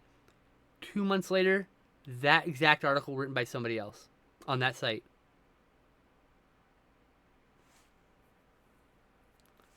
So, like, my people, like, yeah. So, like, I was like, and that guy, the guy, he has very high cred, very well liked in the horror community. People like him, but, like, because, like, no, seriously, I'm telling you, someone you probably know professionally, someone you probably respect, complete dickbag stole my idea. Gave it to somebody else. And that's not the first time it's happened. I noticed the pattern. I smartened up. Okay, I think I'm done. Yay! Yay! I don't. Terrible. It's alright. I like it. And of course it's blushing. It has to blush. It has to. Like I mean I won't out anybody in public, but if you want to ask, I can DM you it, like. But I don't, like, I'm not here to cause drama. This is just a thing that happened a couple years ago. About 5 years ago. So. Not causing drama, just sharing the tea or spilling the tea. Evan says cute. Abby says, Thank what you. a sweet ducky. 11 out of 10 would recommend that duck. Thank you. So there you go. Just Today is the 13th. So I basically am very much disillusioned with the idea of being a writer professionally. Plus, the way content mills are happening, the way all this other shit's happening. Like, oh yeah, Raptor said the 11 out of 10 comment, by the way. Thank you. It's impossible to make a living as a writer, so I had to change what I was doing. And I still have a few things. Like, I'm working very, very, very intermittently on an essay about Hellboy and queer representation, and especially specifically in the Hellboy movies that Guillermo del Toro made. Number one, Guillermo del Toro is 100% a monster fucker. We can all agree with that, right? Number two, monster fuckers should be in the community. That is not a normal sexuality. Or should that's not a normative sexuality. I still need to see. What? You can mock. I still need to see The Shape of Water. You can mock me for not having seen it. No, I'm not gonna mock you. I'm gonna tell you watch it. It's very, very, very, very good. I want to. I just need to watch it with somebody. Monster fucker approved.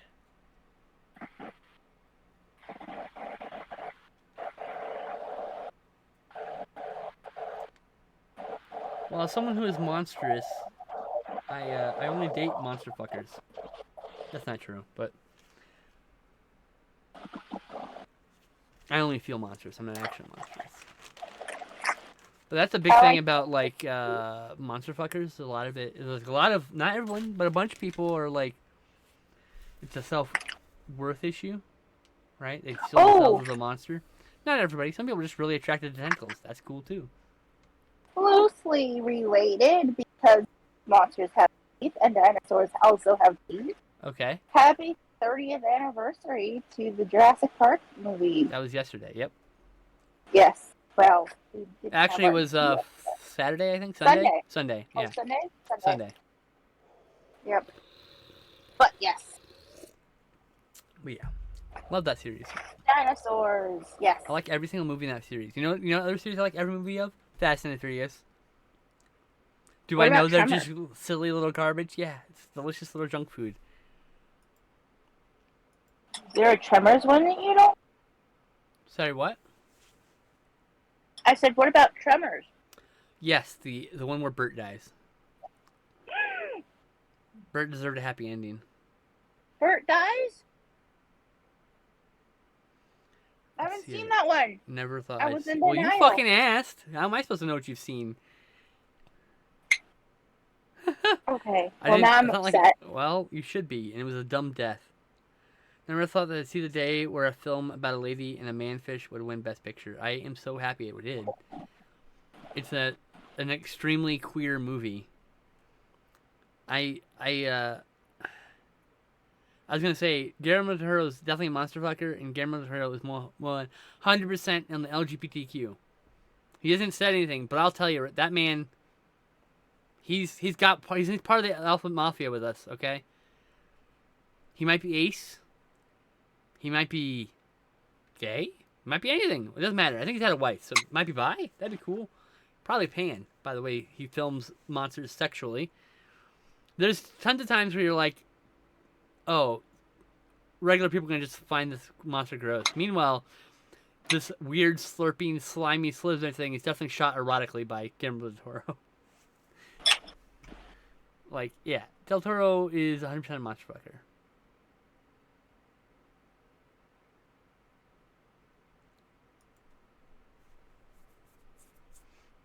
Bow, bow, bow, bow. Bow, do, do, do, do. Oh, they're bringing Red Hulk into Brave New World. Captain America Brave New World. General Ross. What? Can they just give Hulk a fucking movie again? Jesus. Stop having Hulk take over all the other fucking universe movies to have a fucking story arc. Jesus Christ. I think they're afraid because they did not do terribly well with that one that they tried to have be tied in. I said I think they're afraid because they didn't do terribly well with the one that they tried to have be tied in at the very beginning. That's because whoever else made it. Marvel needs to make it. Marvel will make a good Hulk movie. You know who can't make a good Hulk movie? No one else. Ang Lee. Bring Ang Lee back. Fuck, he got the idea. He got the core of the character. Oh, I'm sure Universal owns the rights. They suck. And Mark Ruffalo was a much better casting than that guy that they cast. I have big problems with Ed Norton because he took away American History X from the director and re-edited it against the director's will. And that's the film you see now. It's a Edward Norton re-edit. Because Edward Norton was a producer. I will never respect Edward Norton again. Never. Period. That's it. You betray my trust. You compromise another artist's work. That movie's great. That movie's probably going to be great without his touch. I have no respect for Edward Norton. Zero zilch nada. Rest in piss someday. Because that's what I'll say. What movie did he fuck around with? American History X. Oh. It's a film about hate in America. Oh. Yeah. So it's like about Edward Norton being like this neo-Nazi, and his whole life's fucked up, and yeah, that's the movie. Like, it's like a portrait of like this segment of America that exists. And then Edward Norton re-edited that shit. Like, you fucker. Sir. And then I think he was also pushing for shit like that in like Incredible Hulk. I'm like, no, go, get out of my editing booth, out of my life. Never talk to me again. I've lost.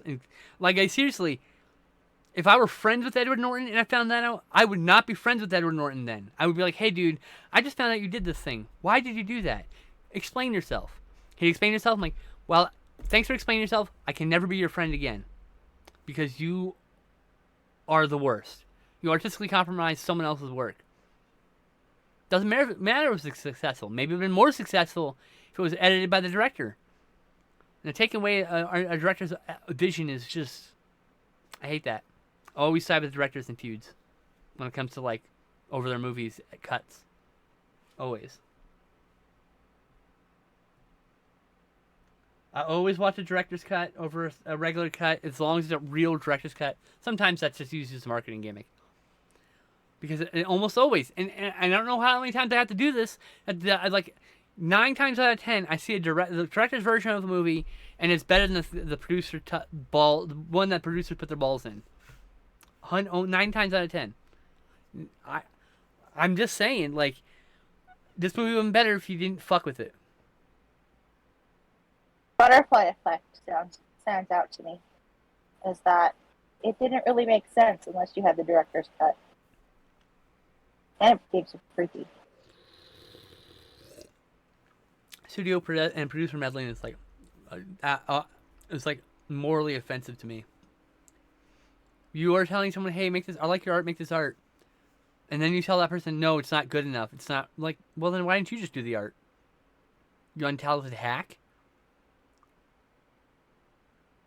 Anyway, I'm circling back to our original discussion, somehow. Yeah, Disney censored the French Connection. But I have a solution to that. Physical media. There's like 10 releases of French Connection. Go buy one. Buy secondhand so you don't give them any money. There's tons of them used on eBay. It's like $5.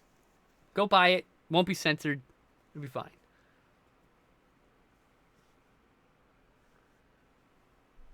And then they'll be like, well, I don't have a Blu-ray player. I'm like, well, why did you buy the PS5 then? Oops. Imagine you're like, hey, we're going to release the PS5, but it's not, and it's going to have a 4K player, but it's not going to play 4K movies. I'm like, do you just want to shoot yourself in the fucking foot? Like, Jesus Christ. Apparently. Hate it. If you hire an artist to do art, you give the specifications of what you want the art, and then that's it. The artist does what they do, whether you like it or not.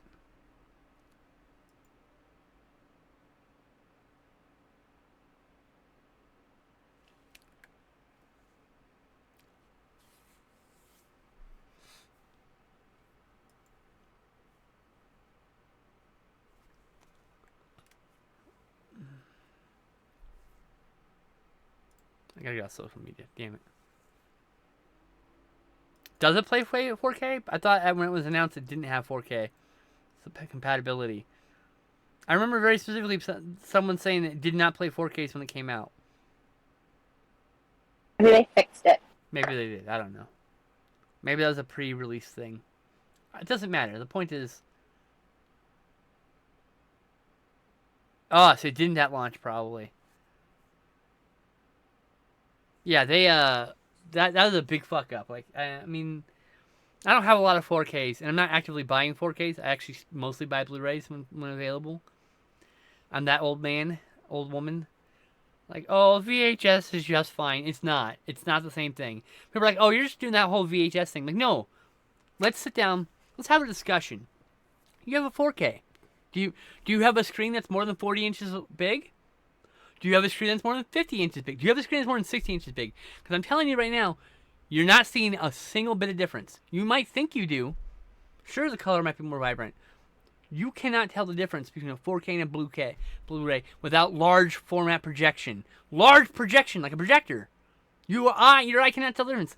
Same reason why they did a fucking study. Your brain can't tell the difference between 720 and 1080. People will like sit there and be presented with blind samples and get them wrong.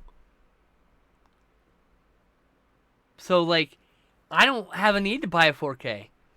My Blu-rays are just fine. I have a small TV. It's a 27 inch. No wait, that's 27 inch. This must be a 32 inch. But like, I'll buy 4K when I can. Like, oftentimes I find it's the same sale price as a Blu-ray, so I'll buy the 4K because it's the same price. You know. Mm-hmm. And yes, I only buy 4Ks if they also have a Blu-ray packed in.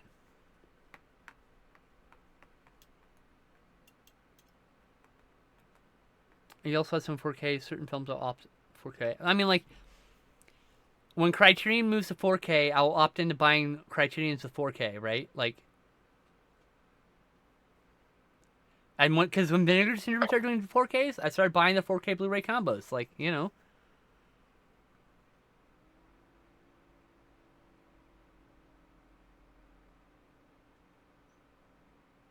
Yes, 4K is pricey. 4K requires a special player. Blu-ray players are almost as prevalent as DVD players, you know?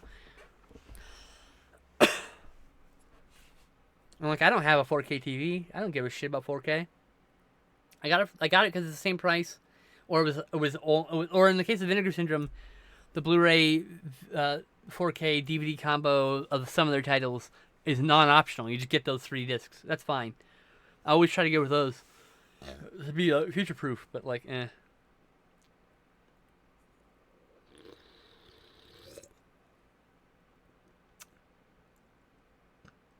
Something in the dirt? I don't know what that is.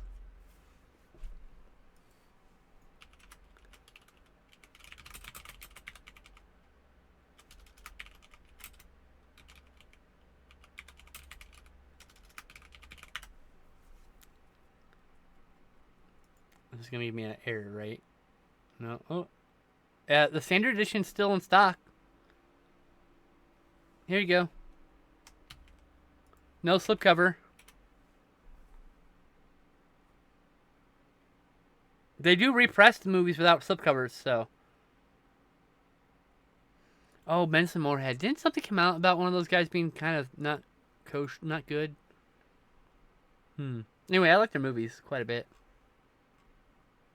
I got to see Resolution at the Cinemayhem Film Festival in 2012? 2013? 2013. I was living with Alex at the time. So yeah, there you go. Have fun. I was like, oh, I just want to know what that movie was. Oh, shit, there it is. I was just looking up the movie to look it up, by the way. Just because I'm like, oh, I don't remember seeing that with my eyes. I usually remember most of the covers. So I was like, oh, okay. And once I pulled it up, I do recognize the cover. But, so there you go. I'm glad I could help. Oops, I helped you. My bad. No, I'm kidding.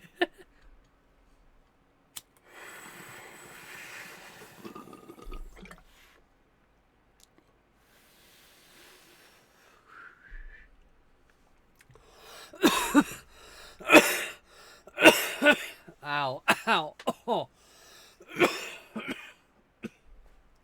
Oh, shit. You okay? Oh. Muscles. Oh. Had a rough morning on the shitter. I'm sorry. A little coughing is triggering those very sore muscles.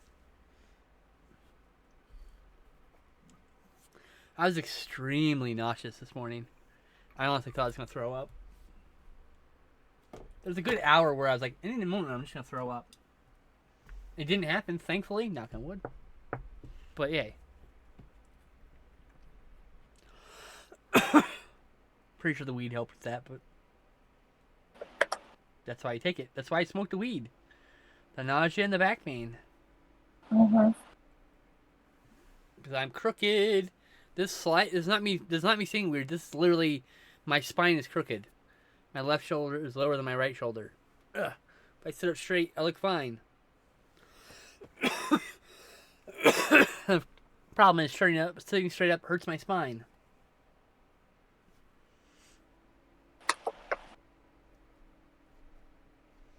Makes it very hard to type and use the computer because like it's fucking up my shoulder. And yeah, there's just being disabled sucks.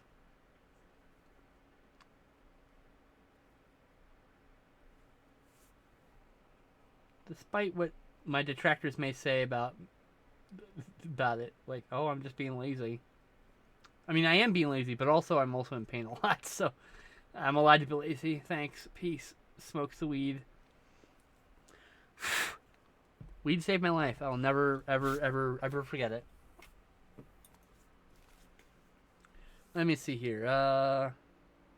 Dinosaur. What's that? Take a handbrake. Dinosaur. Dinosaur? It's cute. Take a handbrake. Okay. You've been driving for a while now, so. I'm not sure if I like it or not. You've been like nonstop for almost 2 hours, so that's why I want you to take a handbrake. Okay. I got an S shape this direction, then I got an arc this direction, and then it's also twisting. So my legs are this way, my torso is this way. I don't sit straight. I've been partially disabled for a while. Lost my retail job due to it over a year ago. transition to working from home doing graphic design. I can get my Medicaid to actually insure me so I can get surgery. Pain meds, doctor visits are too much with no insurance, so I just smoke weed for my issues. And I have Crohn's disease, so it helps with that too. Hey, why are you like me? Stop copies me. I'm older than you. You can't do this. Stop mimicking One me. of the biggest BS things about insurance is their refusal to cover pre-existing conditions. That should have been illegal. It should be. I think insurance being anything other than a yes, here you go, is discriminatory. And I don't mean like, oh, give pain meds to an addict or whatever. Like, usually addiction sources elsewhere outside of the actual drugs. Though drugs, you get hooked on drugs, but that part's easier to break. It's the shit world they live in, or the shit they're dealing with in their life that they can't control, that they're often smoking to escape, or doing drugs to escape. So, I don't know. I don't think I give a shit about somehow stopping addictions like that. I think it's a better way there's probably a better way to do it than punitive, is my point. I think punitive is the wrong mindset. Penalizing people, you have to wait until the 25th to get your meds because you could be abusing it maybe. And it's the wrong mindset. It feeds into the whole, honestly, what it does is it feeds into the prison system. Oh yeah, it's all effective capitalism and the fact that we've Yeah, privatized it all prison. ties in. But like my problem is these Christians are like behind all this shit, and I'm like, what about love thy neighbor? Did you forget about that one? That includes the criminals. That includes the trans people and the queer people and the people you find disgusting or morally reprehensible. Love thy neighbors. That's what that means, not the people who are like you. Jesus Christ. A lot of people aren't really Christian. They're hiding behind Hate. like a blanket term saying, "Oh no, Christianity, blah blah blah blah blah," but it's not. They're just using it. I'm anti-theist when it comes to organized religions, Mm-hmm. and I think Jesus was too. By the way, he talks about how you are not going to find his word in the house made by men. Mm-hmm. You won't find his words from the voice of a preacher. You will find him in the trees. You turn over a rock, he's there. Like you find God in nature because God is nature. You know what I mean? Like, I just like if you want to worship God and be a Christian, that's one thing. You read your Bible in your home. You go and do prayers. But the idea of going to a church and having one dumb white man tell me what that book means is absolutely silly and pointless. There are always people who get it, the current view of like the current way Christians operate. There will always be people who operate like that, as stupid as that is. But if you stopped having organized religion like that, like Christianity is very, I don't know. Like that being said, like Judaism is really cool. Like I'm cool with Jewish people and me. I've always gotten along. I was married to a Jewish woman. So like not all religions, but definitely Christianity needs to get fucking stomped. Doesn't even stomp. You know what I mean? Heavily taxed. The idea that religions don't get taxed is a silly little thing puritanical thing they came up with. We gotta nix that, tax all the churches. Non-denominationally, tax them all like they are businesses. Do they make money? Even if that money is used to give to other people, most of the time it just goes to the preacher. Then you get taxed. If the money is used to help people, you could do it the same way that when people make donations to something, they get a write-off. That's right. Yeah, and if you can prove that you spent all that money feeding homeless people this year and not buying a fucking Corvette, Mr. Preacher Man, then you can have a write-off. Until then, pay your fucking fair tax. Same with corporations, Same with the billionaires in general, period. If you're not paying a Well, minimum of 15%, you are cheating the government. You're cheating the people. Period. Problem is, Minimum. billionaires can influence the laws so that they can, make themselves loopholes. Yes, we have enabled the system to be so broken and self-protective of itself that we have no way of dismantling the system other than with bricks. Brick. We're going to fight and brick every single power structure until they're all broken up. But it's going to it takes time. It's not. The problem is the revolution's not an overnight thing. The revolution is continuing. It's ongoing. It's been going on for 40 years. It's been going on for 100 years. It's been going on for 500 years. The revolution against this shit is done small ways. It's in helping a queer person. It's in feeding the homeless. It's in fucking doing something that is technically illegal in your jurisdiction, but is a cruel and unfair law. You know what I hate? You know what's fucking praxis as fuck? You know those anti-homeless people bumps you see so they keep people from like protecting themselves from the elements? Fuck that shit up. Vandalization is 100% part of the revolution. You fucking break everything that's ableist. Break it all. Every last one of it. If it's ableist, you break it. If it's against homeless people, you break it. It's morally correct to destroy anti-homeless structures. Period. The end. I have there's no middle ground in the protecting of people. We can't meet in the middle when people's lives are lost in the middle. Do you understand? People first, always. Living people. Empathy, always first. You can I swear to fuck. This whole fucking society is built in the wrong direction. Mm-hmm. I hate it. But I keep it silly.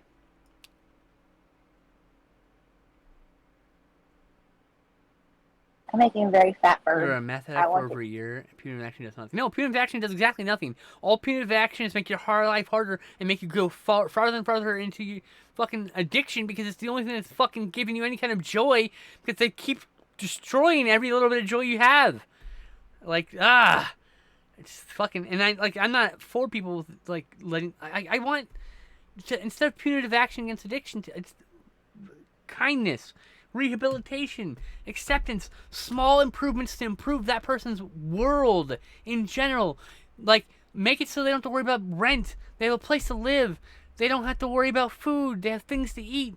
Even if they can do those things themselves and provide those things, you find people tend to find their way out of addiction eventually. Often, not always.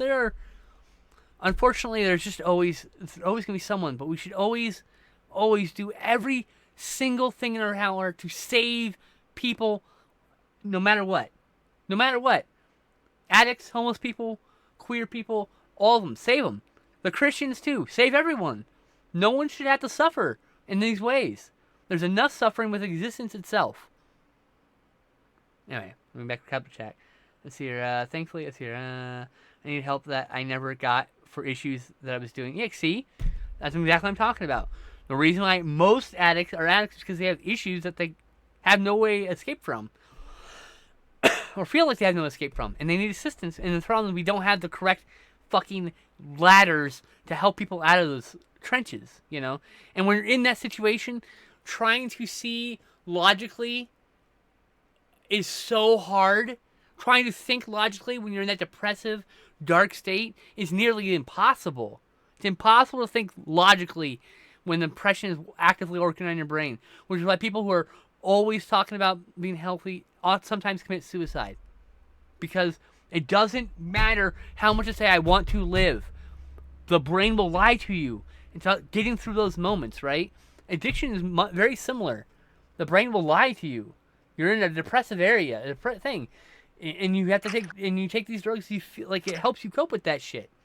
That's why I hate the punitive system we have. The punitive system's wrong. It's wrong to punish someone for something they can't control.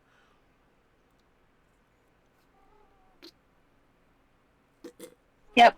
We need to fix the problem, Evan, not I want to tell you right now, I am actually so fucking glad you are here. I'm glad to have to know you, to meet you, to befriend you. So I'm glad for that. I have so many friends who are either dead now or still addicts. I mean, I have so many friends who are dead because because being fucking queer is really fucking hard. Being trans is hard. Hi, kitty. Hi, kitty. Hi. I love you.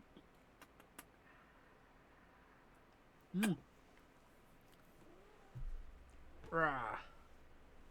I pet the kitty. She's so pretty. I love her too.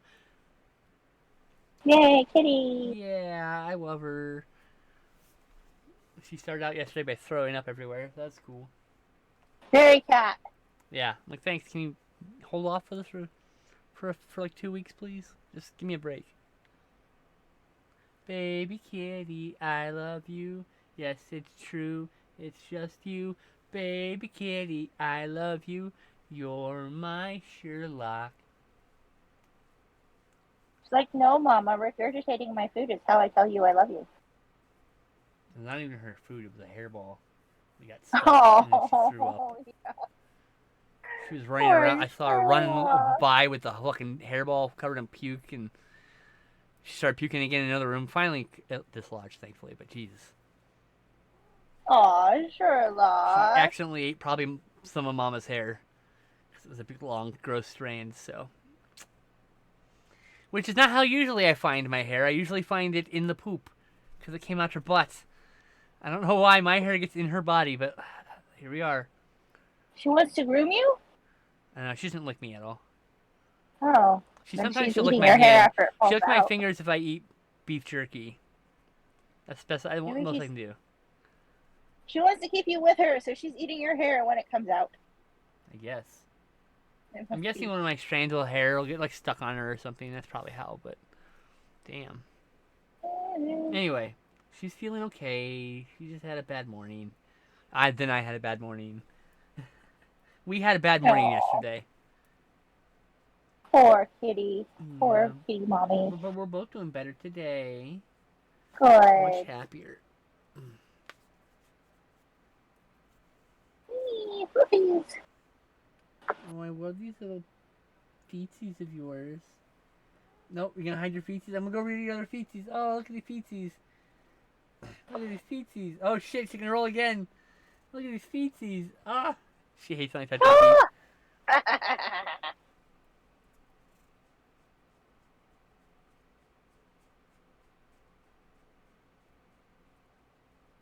Fluffy bird. Fluffy bird. Hold on, I gotta go remind a friend. Oh wait, I gotta check my calendar. Yeah, me and Sarah are meeting tomorrow. What you guys watching tomorrow? Reminder that tomorrow is Discovery at 12 p.m. Pacific, which I think is like 8 p.m. your time.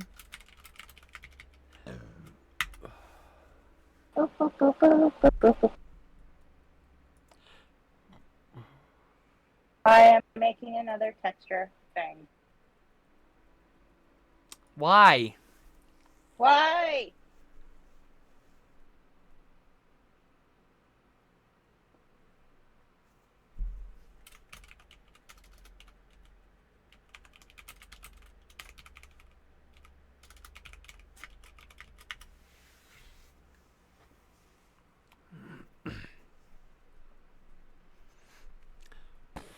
Apparently, I like to punish myself. with I'm fluff. gonna go get some food and get my dog some food, but I'm gonna leave you up on my PC while I'm away. Enjoy hanging out.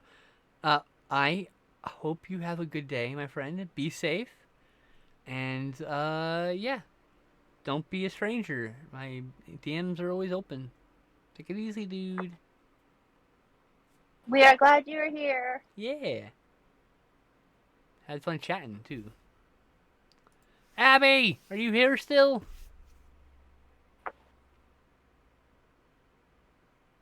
I don't know if Abby's still here. I don't know either. I'm gonna guess no, but she could still be.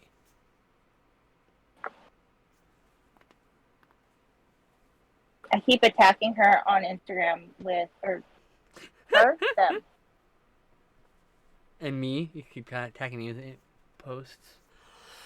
Cute cat videos. Yeah, and turtles too. Well, yes, I have to send you a few turtles.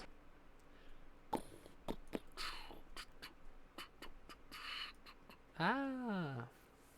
Fluffy bird. Meow meow meow meow meow.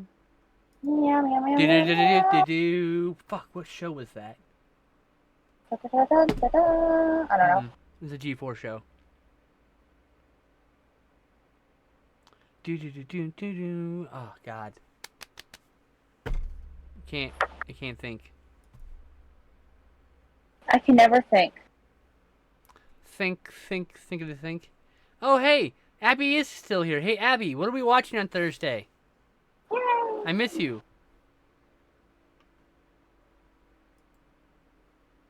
Bird. Make a fluffy bird. Oh, I want pets them. Yeah, I figured you were stepped away or you had to mute for something. You don't have to apologize for that. We're watching. We're watching, huh? What's on the docket? Would you? I can't remember if we scheduled something or not. That's orange. Why does orange have a pink lid? That's annoying. It is. Oh, and hey, it you know, is. Paris the Burning, that'd be cool. That might be fun to rewatch. I haven't seen it in quite a number of years now. And I have the Criterion Blu-ray, but I'm pretty sure it's still on Criterion streaming. Though it might only be on HBO. I'll have to look that up. Let's see here. Fluffy. Paris is burning, and so am I. Ah, it's on Criterion. Yeah, we can watch that. Pink. Aha, pink. Pink, pink, pink, pink, pink.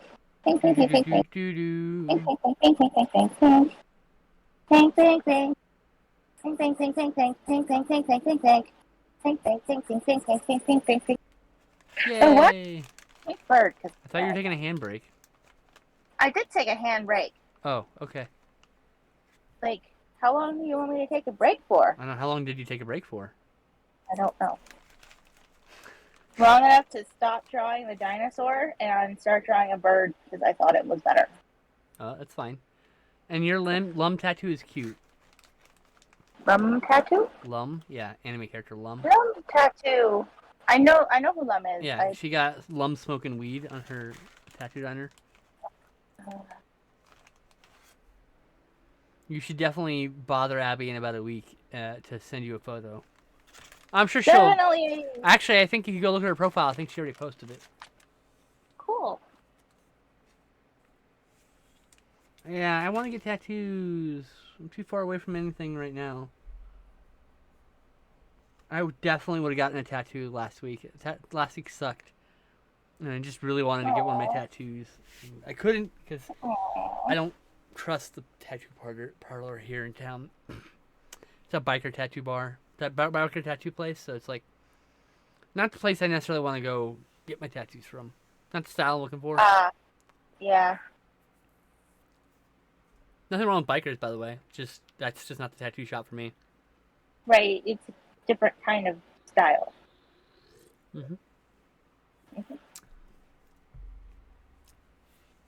Different kind of crowd.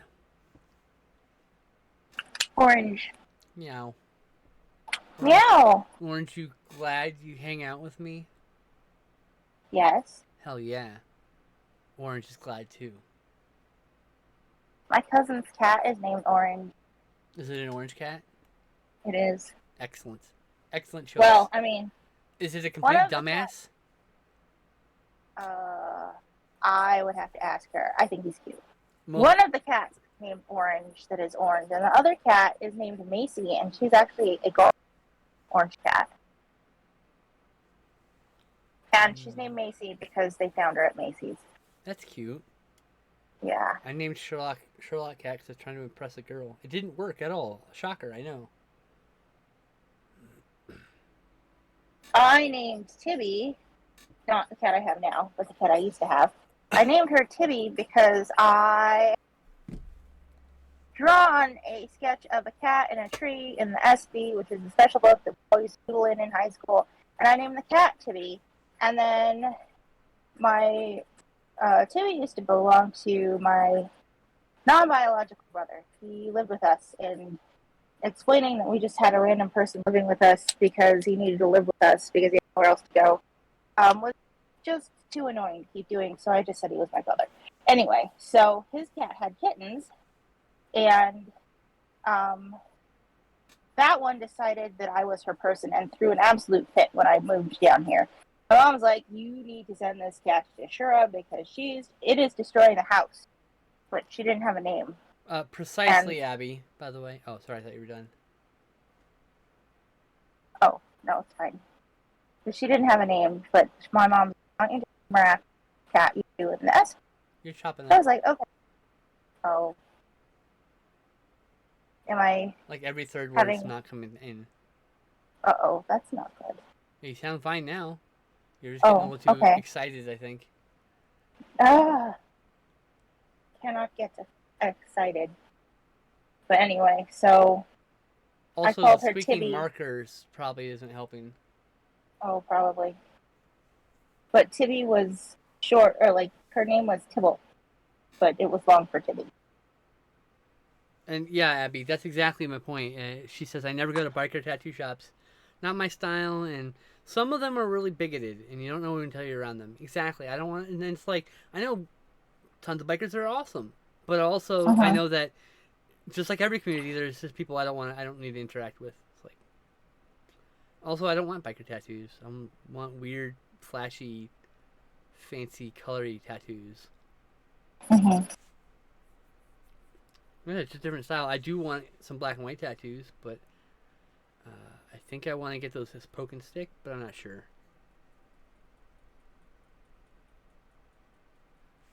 I wanted to get my hands poke and sticked up, but like, I don't know.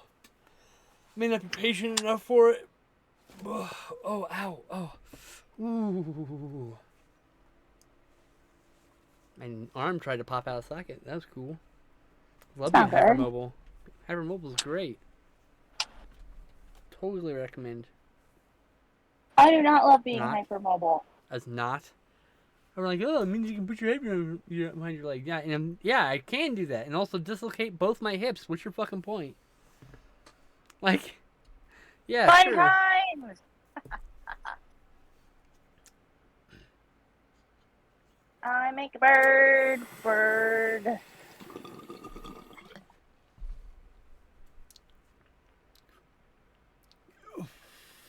Yes, I totally use like 6 different pens to make.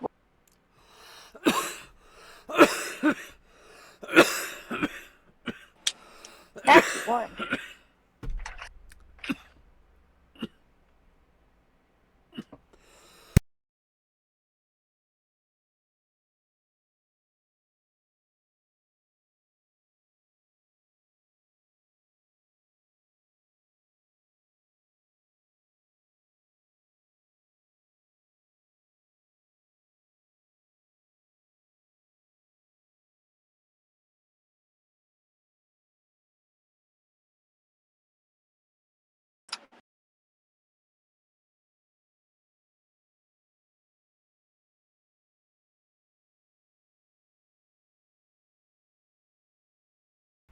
I'm back. I was coughing real bad there. Welcome back. You doing any better? Nope. Started coughing again. Oh. Damn it. Fuckity fuckity fuck fuck fuck. No, fluff. Fluffy bird. Fluffy bird. Most birds have cloacas, but ducks do not.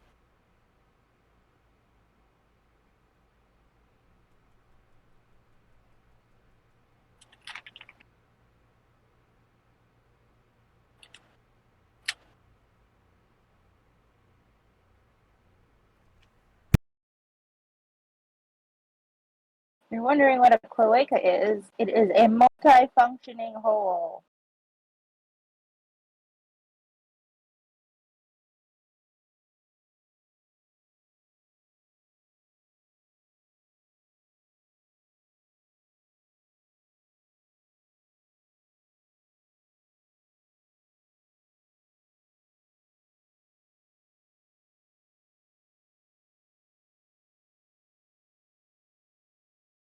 I'm muted.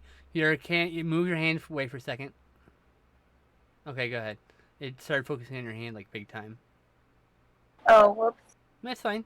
I know you can go back to it now. You just need to smarten it up a little bit. Much better. I was like trying to tell you, I'm like, why is she not listening? Oh, right, because I'm muted. Duh. Of course I know. I'm a monster fucker after all. Oh, Abby, I love you. You know about cloacas? Good. Yeah, they're awesome. The thing you have to put your finger in to figure out a lizard's and some birds' sex. Ducks don't have cloacas. That's because they're assholes.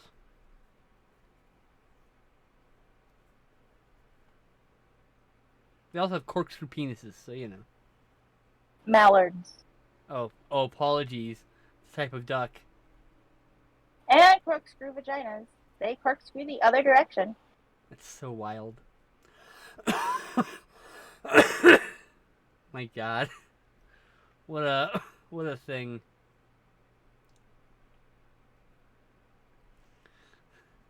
That was like the prank day on. It was like April 1st on the creation day.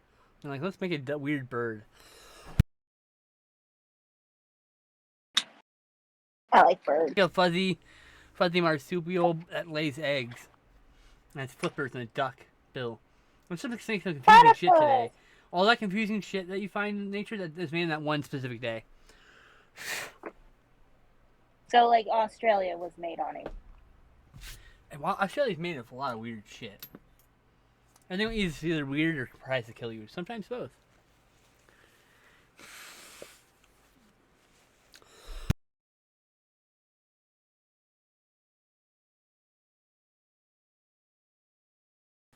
Actually, not Al. Apparently, Abby, because there was a toy maker who made a soft toy of that, and apparently it was felt very pleasurable. So, you know, hey, takes all kinds of folks, I guess.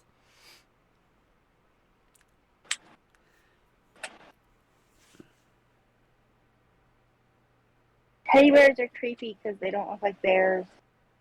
Or teddies. They look nothing like Teddy Roosevelt. They don't look like them at all. Ooh. Abby, you're such a dork.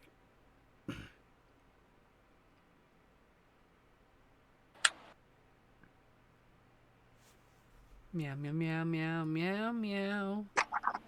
Meow, meow, meow. Meow, meow, meow. Meow, meow, meow, meow, meow, meow.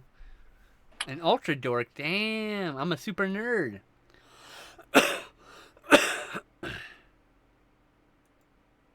I'm a duck with teeth. So they're all a bunch of weirdos. Excellent.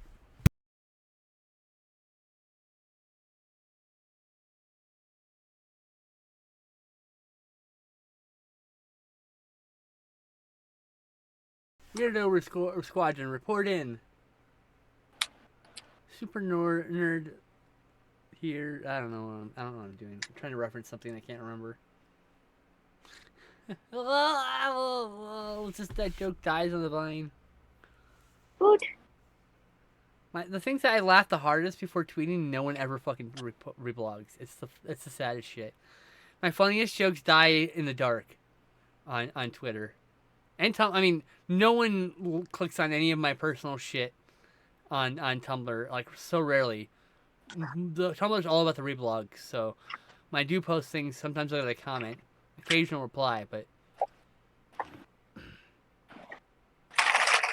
Oh, that's right, you're not... Are you on any social media right now, Abby, other than Discord? Because that's definitely a social media. Instagram. And Instagram, right? You're right. I'm over there too. I'm just basically I don't like Instagram.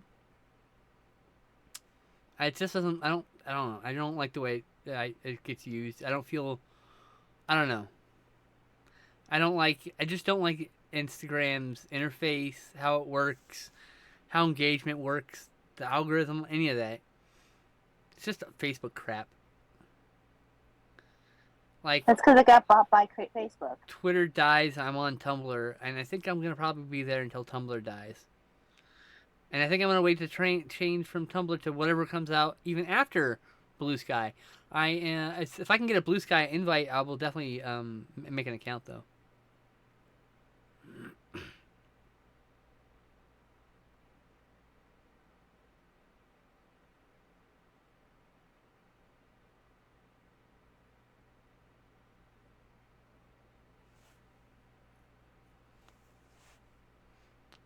Find Insta and find tattooed artists and post pics.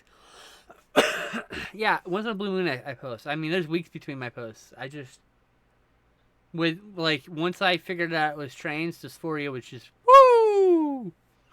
Never want to take a photo of my face again, but I do anyway because when I'm in good headspace, it reminds myself how far I've come. You know. And even though I get down on myself, I always try to remember myself I still can. I've come so far. That's why I'm not gonna give up. Mm-hmm. And if they make HRT illegal, I will just make HRT. In the ancient world, it existed. We will find those plants and we'll use those plants again. We did it in the past. We'll do it again. You can't get rid of us because we've always been here. We used to be revered. We used to be like spiritual centers. Oh, thanks, Abby. I don't feel very cute, but I looked at my beard. I shaved a fucking beard off my face today, so that helped. Because I wasn't gonna show up here. I didn't want to. I'm like dysphoric, but I'm not so dysphoric as I want to show my face with a fucking 1-inch beard because it's been a while. We didn't stream for like 2 weeks, and I've been hanging out in like Discords that are outside of my normal circle and are all new people on meetings, so it's like I will sometimes came up, but I haven't in a while because my facial hair was too long, and seeing myself without my facial hair is dysphoric. But so it's hard to like shave my own face because I'm dysphoric. I have to wait until there's a good brain day usually, and then I do it, or until I'm forced to like this, in which I need to just grimace at my face while I shave off the hair. But like I get it. I'm trying to understand that like even if I don't see myself beautiful, other people will see me as beautiful. I am seen as beautiful by many people, and I need to just keep thinking about that aspect of it. You know, the problem is trying to keep my brain on that and not the other thing. When everything in my life makes me feel the other thing. What? Bobby Bird is done. The negative things in my life makes me feel the other thing, I should say. I'm sending you emojis. No, I don't know what you said. I'm sending you hugs. Oh, yeah. I'm sending you. Then you cut out. I'm sending you distance hugs. I gotta comb out, brush out my hair, put on a nice shirt on, take a selfie because it's Pride Month, and I gotta show my face at least once during this month. And it's the 13th day, my favorite fucking number, and so I think it's time. I think I'm gonna be able to do a selfie today. Yay! No promises. Why? That's why I said I think. Also, my cat is right there in the window. Like I can reach over and touch her. Yay! Tasha, I'll show you my kitty. Look there. Look at her head. That's her head right there. Hi, Sherlock. Yankee says Hi, hi. Sherlock. She mewed. Meow meow, Sherlock.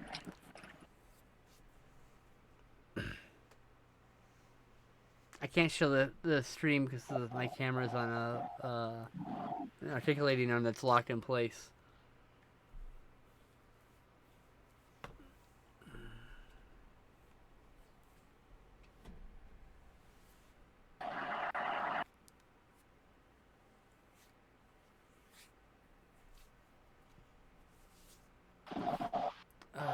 I have to pee. I'll be back. Okay. I will be here signing the verb. Today is 13th.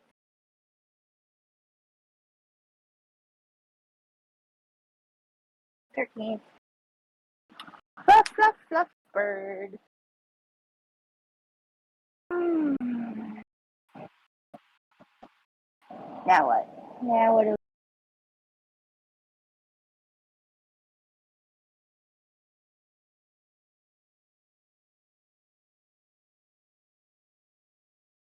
I what to draw?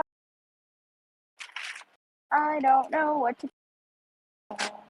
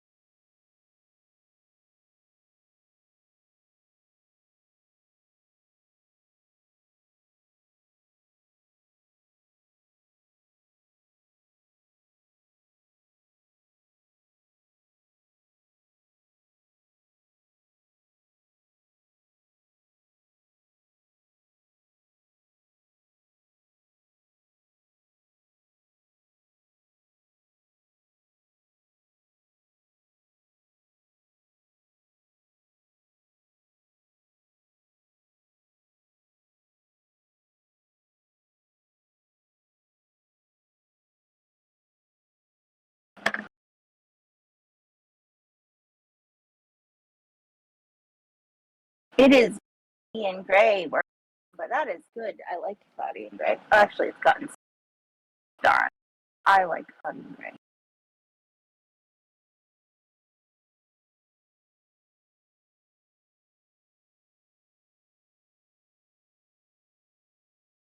Where did chat go? It disappeared.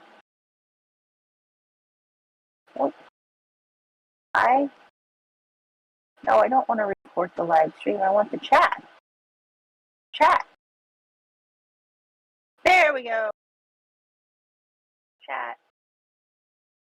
Chat. Ah.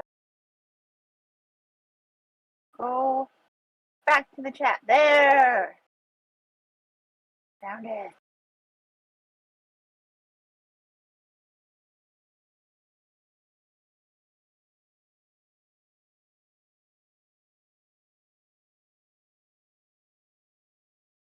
A slam bar did my spirits. I have no human fears.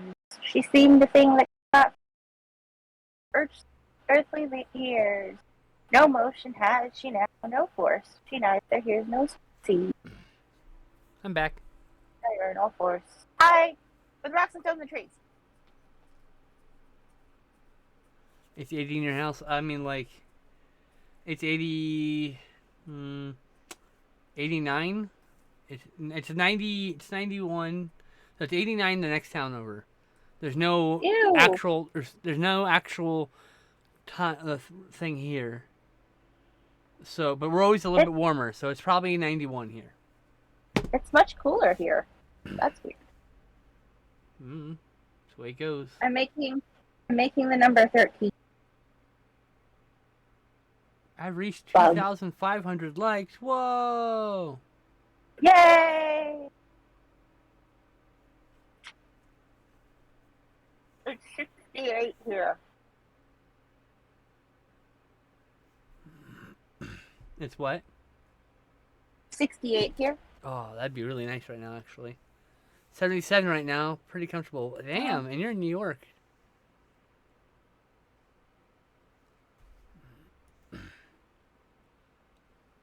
Smoke-filled orange Blade Runner universe I was living in before. Oh, I know, right? Like, y'all were, like, just... Oh, it's so bad. Is the fires out? Sorry. Or the wind is blowing the other direction, I'm not sure. Yeah. I'm not sure.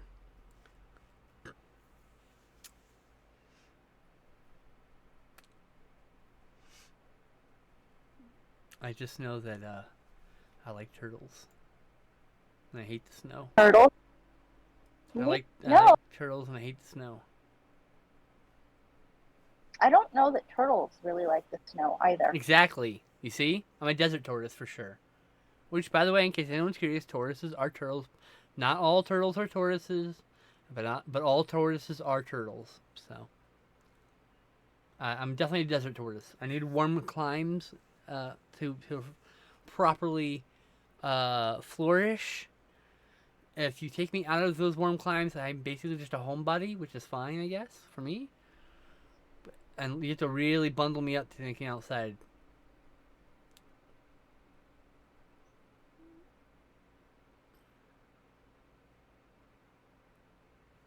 Like, yeah.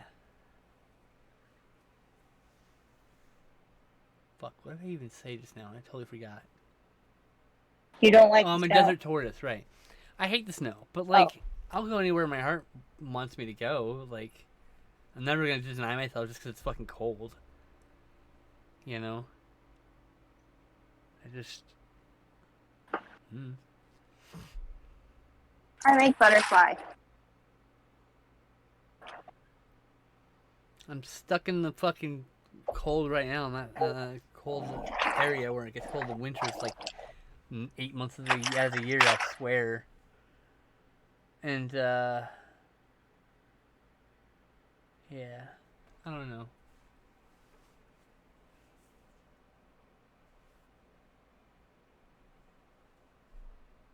Trying to remain optimistic. Like I always said, you haven't met all the people who are going to love you yet. That's true. Snow is poop! I hate driving it so much. Oh, I love you, Abby. It's great. Exactly something you would say. Snow is poop! Like, is that Frosty's, like, excrement? Yes, that's the answer. You have been awful bad this year, so listen, here's the scoop. Instead of getting cold, you get snowman poop.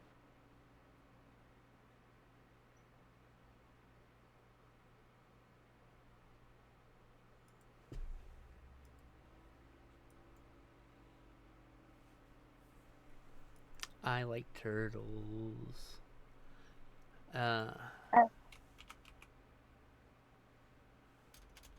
Wow, I've never seen your name so shortened my entire life. I'm kind of offended for you. Choo. What did you say? Choo. Didn't you see the chat at all? I will go back to it after butterflies. Okay. Abby, Oh. spelled your name T-E-S. A lot of people shorten me to T-E-S. I've never... I don't know, you're fine, Abby. I've never seen anyone completely mangle her name. Well, Tessa, T-E-S is fine. Like, I've never seen that before, though. is better. Like Tesh, because that's short for Tetra. Yeah, Tesh. There you go. Tesh. When I was in grade school through in a doctor. Well, yeah, break it I up. went by TESS. Get quieter. Read back. When you were what? When I was in school and stuff, I went by TESS. Yeah. Kind of don't like to go by TESS because fair. everybody just spells it wrong anyway. See, Why? I still sometimes say it without meaning to. No, that's fine. No, it's not. I'm Spell it. actually don't want to do that, but I mean, like, as long as you spell it, like, either I- with TESH or TESS, but, like, so TESH is cool. yeah, TESH. Cool. Tesh. Like, Tesh instead There of you go. Tess. There you go. Excellent. And that's the proper. That's. I've never seen TES in my entire life, so I was like, wow. I've never seen someone just chop most your name off like that. Damn. I've seen it a lot. I'm sure so. you're the one with the name, obviously. Yeah. For I me, don't really my mind. dead name had an annoying short form, and I hated it. Now Val, I like. Val's good. But you No. won't let me call Can't call me V unless you're fucking me. or Valley, right? No. Okay.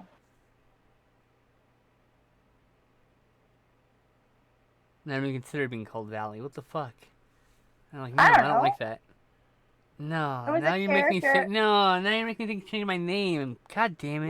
Don't change your name. No, I the just problem want is to my dead clarify. name has to deal with the word Valley. So it's like I don't want this to be even remotely connected. It's like I hate I don't. that. I am not following how Valeria is anything like your dead name. No, my dead name. Like you say, Valley. Valley. My dead name is like, so my dad's dead name means the top of a hill. My dad's name, not my dad's name. My dad's name means like top of the hill, and my bottom is the valley below that.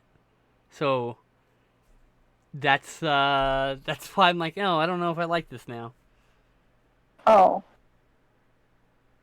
Glenn's name. What? Apparently, it's very popular. Glenn's name is also Valley. Oh, okay. Yeah.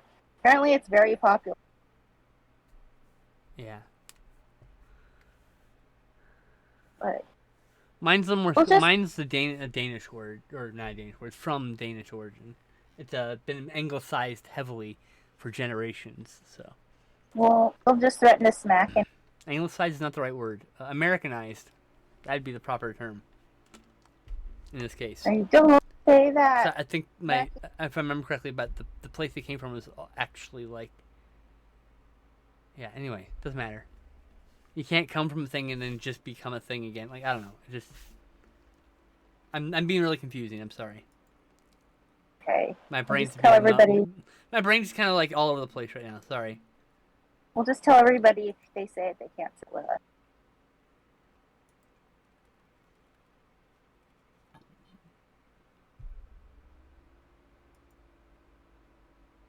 Can't.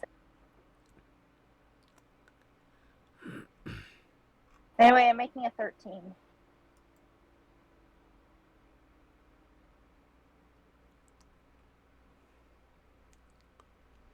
I think fucking Discord automatically put that behind a spoiler wall. I think. Holy shit. It's a Furby made of meat, but like, I think the AI is thinking it's a vagina or something. Or maybe a wound or something like that. I don't know. Eat the first. And I actually didn't think about putting a spoiler up because it's gross, but like it's not like it's off-putting, but it's not like I didn't think anything about it. And then like, but when I look back, my post has been spoilers. I'm like, interesting.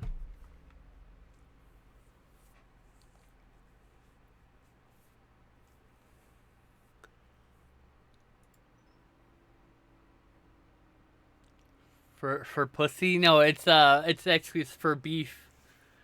It was actually like a beef sandwich with Furby face on it. It's kind of gross. Like it's gross looking, but it's just like it's kind of weird, cursed image.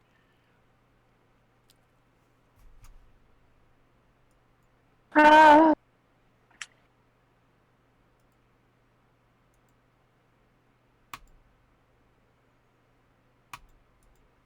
I think For beefy.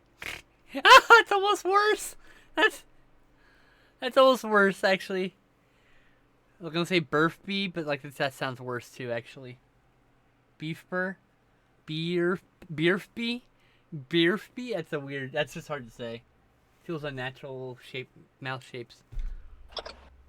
For beefy, god damn it. Hold on, I gotta go.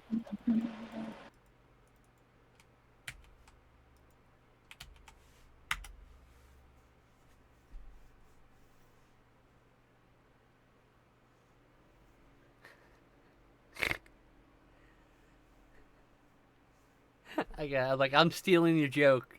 Excellence. My friends are funnier than me.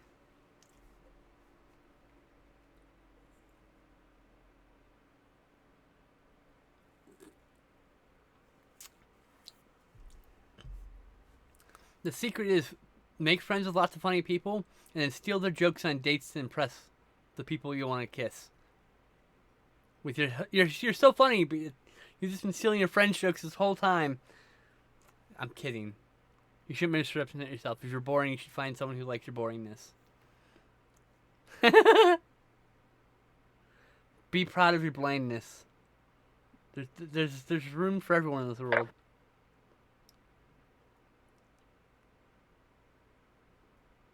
Wait. Reminds me of a Curtis Connor video where a girl said Taco Bell made lipstick and she put it on and said, "So beefy." Oh my god. I have some sub to Curtis, but I haven't seen that episode, that video, I don't think. Jesus Christ.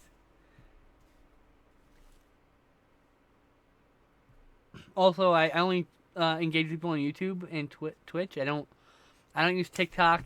I don't use Shorts on Facebook. I don't use Shorts on YouTube. I don't use Shorts on fucking Instagram. I don't use Shorts anywhere. I just don't. My favorite, look, when Vine died, and everyone decided short videos for 3 minutes, like, fuck that. Vine, 6 seconds. Get done, get out. Vine was the only good short form, in my opinion. Everyone raves at TikTok, but I'm just like, it doesn't hook me. It doesn't. I don't spend like. I don't scroll through it. It doesn't do anything for me. There are no endorphins. I mean, no, not saying people who like use it are bad or anything. I hope you enjoy it. I hope it makes you happy. Hope it gives you good endorphins. That's what it's there for. Like, never forget it. It's there to give you good endorphins and nothing else. If it gets you angry, you block the angry, move on.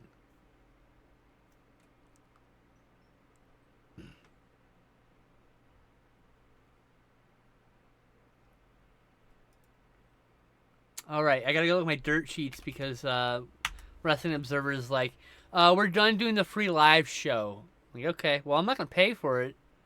I was watching because it was a cool free live show and it had great news and then no, dude, have fun.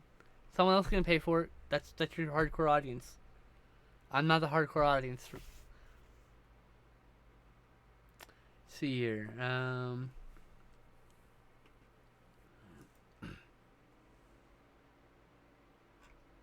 Oh hey, Alicia Fox is started wrestling for Reality of Wrestling. That's cool. Good to see her come back.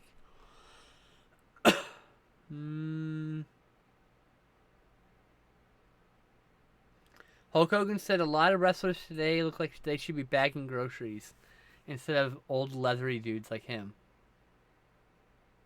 I add the last part about the leathery dudes. Okay, Hulk Hogan, have fun with that.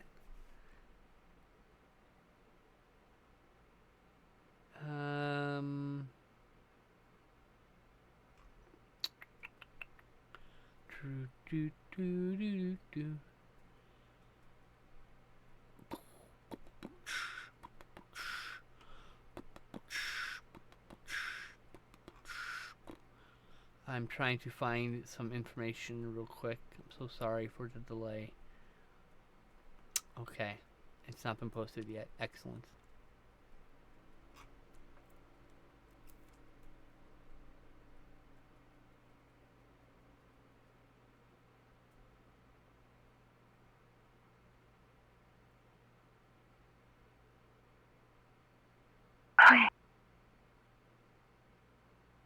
What's up? You need to take a handbrake? Oh, my headphone just died. Hang on. Okay. I'll take you off screen in case.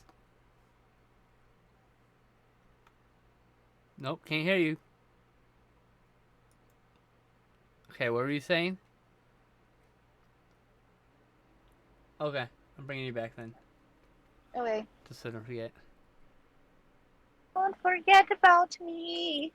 Yeah, I don't like the old school wrestlers. Like, oh, they're all a bunch of, if they're not all like, oh no, wrestlers aren't roided out geeks anymore. They're pencil neck geeks now. Who cares? Like, wrestling is so different from when they were wrestling. Like, I just that old time thing with like wrestling is one way is just so sad. It's like, oh, you're just a museum piece. Okay. Well, Grandpa, we appreciate what you did for the business, but you get to sit down and watch now. Nobody wants to pay you, buddy. Sit down. You gotta patronize old men like that? Because they haven't been disrespected enough in their life. I don't think you should patronize the old people. Just old crusty white men like that. Who are all like, well, why didn't blah, blah, blah, blah, blah. They want to be exclusionary in some way, or talk shit about the new generation because they don't look the same, or like, fuck that. What old grandpa thinking?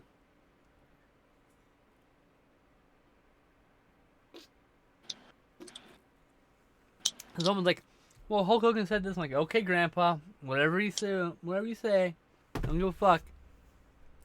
His opinion means exactly zero in the realm of wrestling. He has so little respect. You have no idea. No one will hire him because he's a racist prick who hardly ever put other people over. His backstaging politics, like, made him a pretty unlikable person. Anyway, enough about Bulk Hogan, Jabroni Supreme. Let's talk about something else. Okay. Like, do you like turtles? Because I like turtles. I like turtles. I better like turtles. So fucking hungry, but I'm just gonna wait the hour and then eat. Okay. It's here, yeah. It's here, hold on.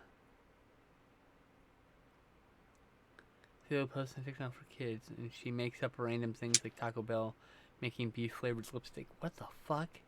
Boring info guy said, getting gas and coming home. Be safe. Okay. Drive safely. We love you. Yeah, we do. It's true.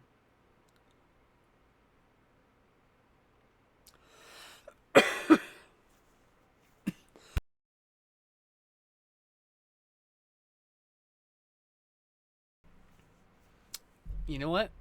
I got that. No, I don't. What? I have this Hello Kitty pendant thing that I had been putting on my microphone, but I think I'm gonna actually put it on my water bottle. Oh yeah, by the way, I got a water bottle, so I can stop Yay! making the environment worse. So I was drinking bottled water, and now we got the new fridge because the old fridge died. I thanked it. I cried about it when they took it away, and the most autistic thing I've done in my entire life. Thanks, Estrogen, for making me feel my feelings so heavily. Where was I? Oh yeah, so the new one has like filtered water and an ice maker in the door. I've never had these things in my entire life. This is a luxury I've never seen in my entire. I've always had a short, white, shitty ass fridge that everyone else has. But now we got this big, beefy ass bitch. 2 fucking sets of drawers. You know? And this freezer has 3 fucking sub drawers. Like, that shit's big. So, I got a water bottle. This purple one here. And, yeah. I like it. Huzzah! I mean, I'd rather... I still don't like the taste of this water, but it's bearable. But now your icky tasting water is cuter. Here's my eraser. It's also purer of things that might make my brain get squiggly. So, but The bad news is I have to go. To refill my water. Oh, okay. I will just be here. I'm stalling. Maybe. I'm not using it. I'm not leaving it, but it's on the forefront of my mind, so it's here. I don't know if I like this actually.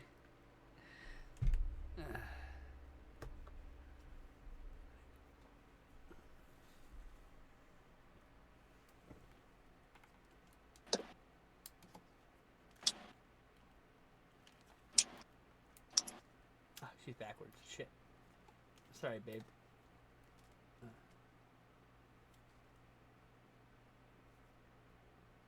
Oh, it just turn. Does it? No. Okay. Face forward.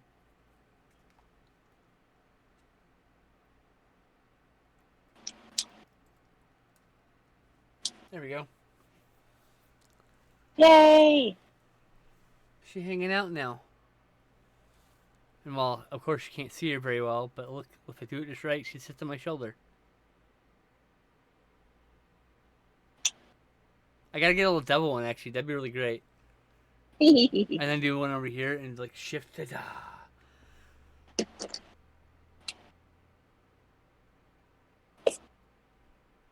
My problem with putting stickers on water bottles is I can't put it in the dishwasher. Because the stickers will just peel off. If there was a way to protect those, that would.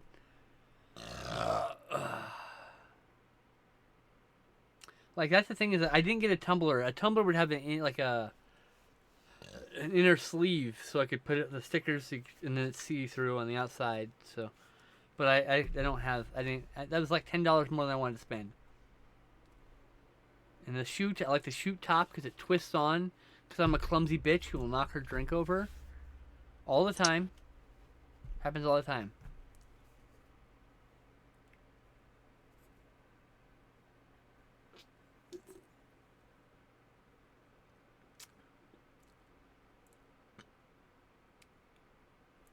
Hell yeah. Put those stickers on your door. That's awesome.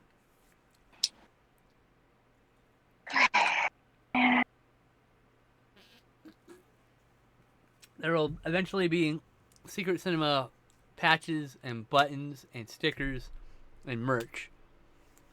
I'm dragging ass about it. I would give you an excuse, but there's no excuse. I'm just dragging ass about it. I'll get around to it. Maybe you might see it in a year. You might see it in time for the next big marathon.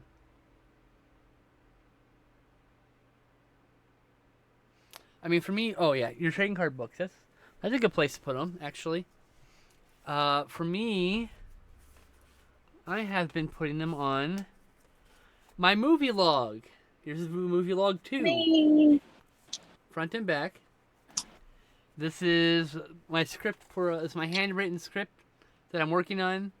It's like more like an outline. It's just a really detailed outline for my movie I want to make. It's got stickers on the front and back. And, oops, wrong direction. This one doesn't have stickers yet, because it's basically just a scratch book. This one doesn't have stickers yet because I've been working in it so much. I haven't done stickers to this one yet either. This is my physical media part 1, physical media part 2. These are the Blu-rays, DVDs, and 4Ks. And I'm currently at 2,317, which I haven't written out yet, but I'm trying to keep a physical copy. Cause like I have all these online copies. I have like a thing on Google, a spreadsheet on Google, and I have a letterbox list. But like, I want a handwritten document that says what I have, and everything gets a unique number now. So now I can just throw a number. I can go like into random.org or whatever. Go to 1 to 3,105. It can give me random numbers, and I have a corresponding number for that movie already. So that's the physical media list. I've got a lot of movies.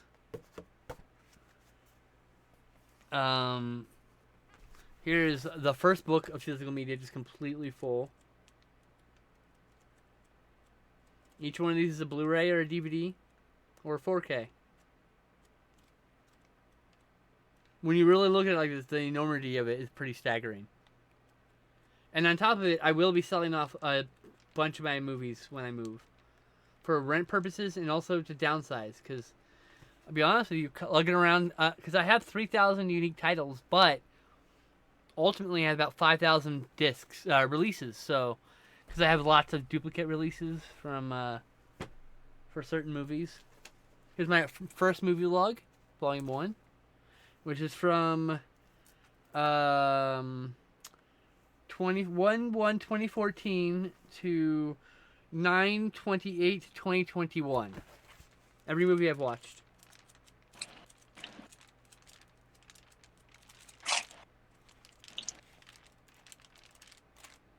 A lot of fucking movies.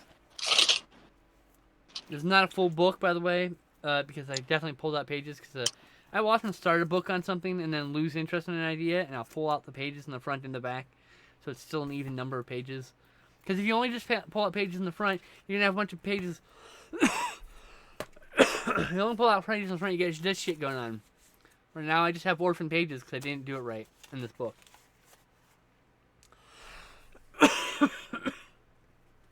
And I don't want to throw the orphan pages away because they're scrap paper I can use to, like, try out some ideas before I... Sorry. Channel Twitch layouts for future things, including layouts of buttons and layouts of items, of layered items and stuff. And so I'll oftentimes start doing it and go, no, that's wrong, and pull a page out.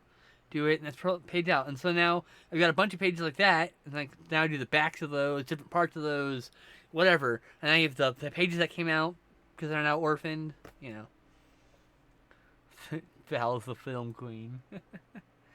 You're such a dork. But yeah, stickers all over this bad boy. Sticker. Oh hey, I actually wrote here, 2014, 2021. And that's my old name, Elise Middlespoon. And I know the physical media is going to expand past book 2, so I already have a book 3. Now I'm not a fan of the plastic covered ones. They're not. I don't know. I like the cardboard. I like the cardboard covered ones better. But you know, it'll do just fine. And then I bought this composition notebook that I haven't used yet with all these bats. I haven't decided what I'm going to use this for, but I have bats all over the front of it. And then the back is blank, so I'm going to probably get some bat stickers and put bats on the back too. And then I was thinking, how cool would it be to like just write bats 1,000,000 times in this? And no explanation to anybody? Just that's it. There's no explanation. Just bats, bats, bats, bats, bats, bats, bats, bats, bats, bats, bats, bats. Different size, different orientation. Bats everywhere. Scribble, scrabble. Bats, bats, bats, bats. Doodles of bats, bats, bats, bats, bats, and then just 80 pages of that. 120 pages of that. Anyway, I think I'll say something like, what silly ass shit can I just leave behind for when I'm gone and someone's going through my shit and they go, what the fuck? I need something that becomes a fucking viral story when I'm gone and that someone's going through my possessions. And I have Zombie Apocalypse script, which has some stickers on it. This is my outline for that script. And then I got stuff from my RPG, my custom RPG I'm making. Oh, nothing on the back, just front. I have a t-shirt with this design, actually. And then we got the maps for future campaigns I drew up, plus orphan pages, once again. A list of various marathons that I want to run. Because that's necessary, isn't it? And I had this blank gridded one, 2 blank grid ones, which are great for sketching, but not so good for writing in. It turns out I suck at writing small.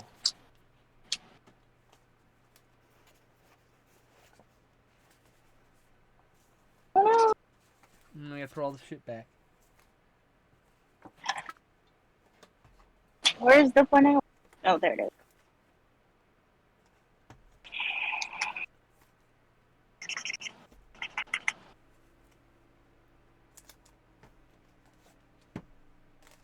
Anyway, I'm back.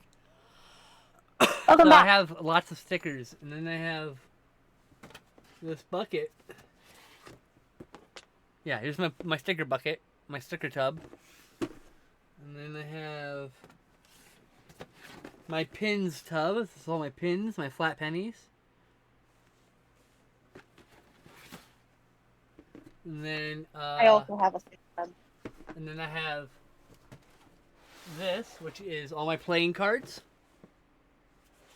With a handwritten note. By the way, I handwritten list. Kept doing it, so I know exactly what's in the tub.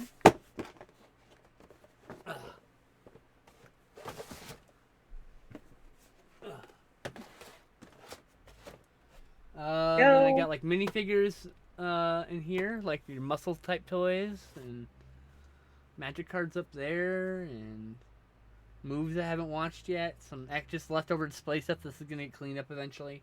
Probably end up being movies also. As it turns out, I have a lot of unwatched movies on that shelf. Fair, I have a whole lot of unwatched movies in this shelf and those tubs and this tub too. But baby steps, you know what I mean? That's what I needed. Those little tubs for pins and keychains. Yeah, they're just little 13-ounce, 13-quart, whatever they are. They're a little bad boy. They come in packs of like 5 or whatever. Like shoebox sized. See, in the old days we just used shoe boxes, but it turns out, cardboard doesn't do well when you start stacking on top of each other. Anyway, you can stack these things like 20 high if you've got the right support. You can stack about 5, 6 before they start freestanding, disabling. But if you have two you can get even higher, and 3 gets you, you know what I mean? So depending on how much stuff you have, and obviously there's size limits too. That's why I have tubs like this. This is a tub of movies. I don't know, can the camera pick this up? No. Anyway, there's 2 tubs here full of movies. 2 tubs over there full of movies. 1, 2, 3, 4, 5, 6 weird shaped containers full of movies. A box full of movies. Shelves and shelves and shelves of movies. When I move, I'm picking through all this shit. I'm getting rid of most of the duplicate crap. I'm getting rid of stuff I'm either never going to watch again, or I haven't even watched in 20 years, even though I've owned it, because I'm either going to watch it, or I'm just going to get rid of it. So, I'm going to go refill my water and pee. Okay. No, I'm not keeping all the Halloween and Jaws because almost all the special features got moved to the Blu-rays. I'm keeping the one Jaws set with the documentary that's not present, and I'm keeping the one Halloween because it's got, I think it's the Unmasked 2000 special feature, which is not in any other releases except those Anchor Bay releases. So, there's a few things like that I'm keeping. But most of my duplicates are gone. I'm keeping all 3 copies of Texas Chainsaw Massacre 2 on Blu-ray, because each of those special editions has different special features. And then most of them are over in the Vinegar Syndrome, but not everything, so keeping all 3 Blu-rays of that, keeping there's 1 DVD with a meat pack outside that's going to end up being a display piece. But the other 5 copies of Texas Chainsaw Massacre 2, or 1, I have 5 copies of Texas Chainsaw Massacre 2, or 1, excuse me, I'm getting myself confused. 5 copies of number 1 on DVD. I've got 2 copies on DVD of 2. So if those 2 copies of DVD are gone, because all that special features are on the 3 Blu-rays that came out for 2. That needs to go on our list, by the way. We did watch that together. Oh, Texas Chainsaw Massacre? I already added it. Yeah. I think I forgot to put it. If you remembered to put it, that's good, but I forgot.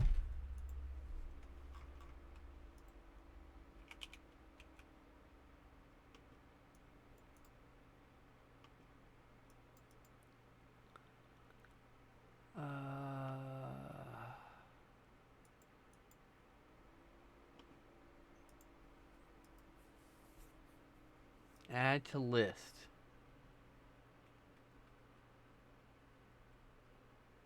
Yeah, it's right here in movies with Tesha. I remember watching that specifically with you, so that's one of the ones I Yeah, added to the list. It wasn't just your Okay. list, so Okay, it was cool. your list 'Cause plus what I remembered.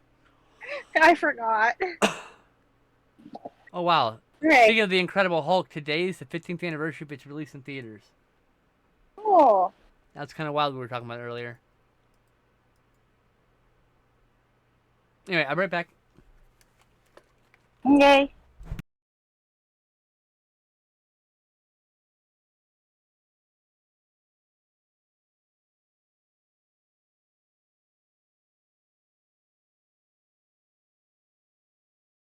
I kind of like my number 13.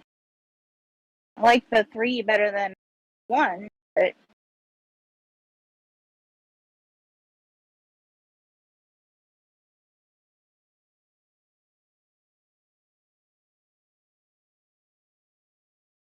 like dot dot dot dot dot dot dot dot dot dot dot dot dot dot. There we go.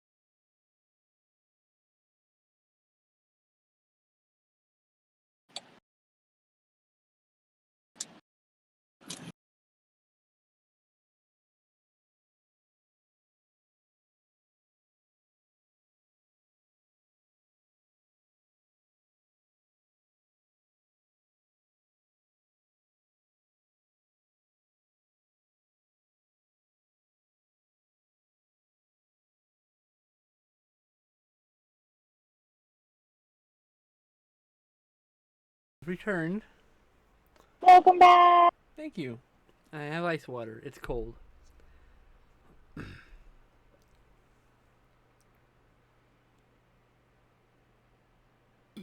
I have bird. It is fluffy. Yay. You move your art up and right. Which art? The bird you're working on. I done. Hmm. I was just fixing the That's fair. spot where I went. We got 45 minutes. But yeah, I have to, just out of a desire to have more space, I'm going to downsize a bunch of my things. And I'm going to use that money to pay my rent. Yay, And it renting. probably won't be all that much Whoa. money, because I don't think anything I had is going to retain value. And I don't give a fuck about that. It's not why I bought any of it. You know? People get so wrapped up in the whole, like, it's worth money. Like, who gives a shit? Why did you buy it? Did you buy it to stare at it as an investment? Fine, admit that. Did you buy it because it gives you joy? Then open it and enjoy it. And maybe your enjoyment is just having it on your shelf. That's fucking cool too. Like, absolutely. But, like, it's all about how you frame that shit, brain-wise, mentality-wise. I'm in a real ranty mood today. Oh, what would you like to rant now? What's that? What would you like to rant about now? Oh, I don't know. Do you want me to bring up certain movies about sharks? That will give you a good rant. What? I said, do you want me to mention certain movies about sharks? That usually gives you a good rant. No, stop it. I don't want to talk about it anymore. If you want to rant. No, I don't want to rant about that ever again. Oh. I don't care about that movie that much. I shouldn't give that much negative attention to it. It's not that important in my life. The only time I ever think about it is when you fucking bring it up. So stop bringing it up! Okay. Love you. Love you too. Just stop bringing it up. I don't need to get angry about this silly movie. Okay. I made a 13 for today. That's awesome. Today is, in fact, day 13. It is. And it's, in fact, one of my favorite numbers ever. My niece was born on the 15th, and her first birthday this year is going to be a Friday. Nice. I'm very jealous. That's awesome. Because I was due on the 13th, but my doctor was superstitious. Oh, bullshit. I know. So none of the babies in that hospital, actually not my doctor, but the attending person doctor, just like the head of the unit, none of the babies were born on the 13th because it was a Friday. They were either all born on the 12th or the 14th, which is super annoying. Why did Friday the 13th become such a negative thing? I don't know. It was my grandmother's lucky day. She loved Friday the 13th. It's just like, yeah, I mean, like, I don't get it. Like, I know it's superstition, but I don't understand how that came about. Other than the number 13, but like, why specifically Friday? 13 is on every day of the week, but why Friday specifically? Is it because they're rare? Like, I don't know. Like, I that's don't the know. thing. I know why the number 4 is unlucky. Yeah, in Japan. And yeah. Is that she or whatever? I'm saying that wrong, huh? Yeah. It's unlucky because it sounds like death. So Yeah, it sounds similar to death. Yeah. yeah, but I mean, about that one. 13 does not have that same thing going on with it. So I don't know what's going on. The kanji, yeah, I know. The kanji, like I'm fucking some hick or something. It's like Gojira. We did it! Godzilla. Fucking hate when people say Godzilla. That shit drives me nuts. Like, it's Godzilla. Yeah, Godzilla. I'm like, where is the R coming from? What are you talking about? Like, Godzilla is what you're saying. Okay, what am I drawing? I don't know. I don't know either. Something prideful.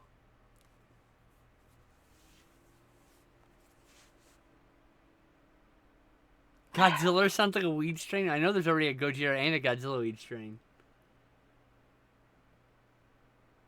I go back to attempting to draw that dinosaur that I grabbed. Where'd you go, dinosaur? There he is.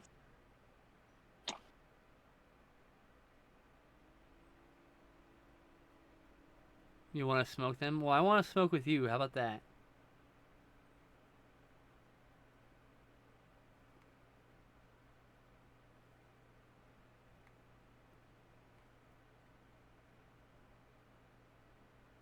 I meant like in the same room, but yes, also on Thursday.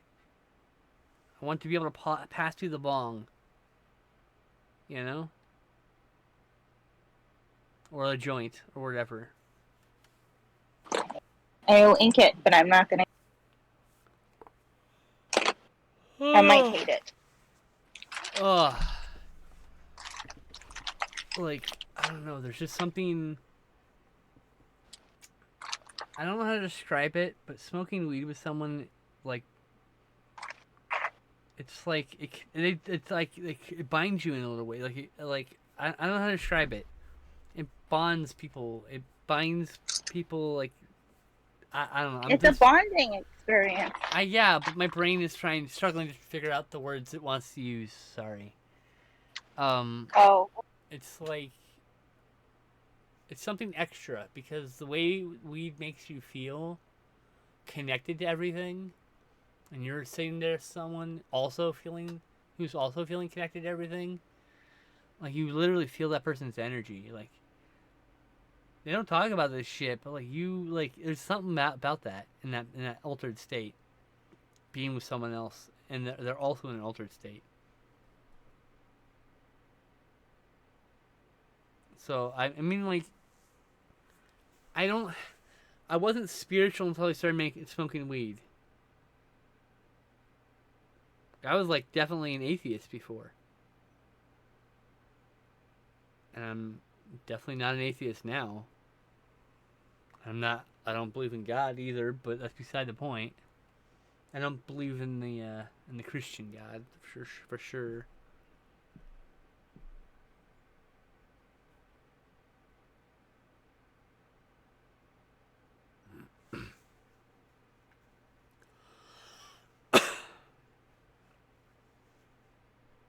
Yeah, like once I started taking, what's funny is like, I came out to the world as trans, and when I started taking like HRT, like I can't mask anymore. I don't know what happened. Like, it's so hard for me. It's exhausting to mask even for a short while these days. And it started with the HRT. And I don't know what it is. I just don't have the energy for it, so I don't mask anymore. Not usually, anyway.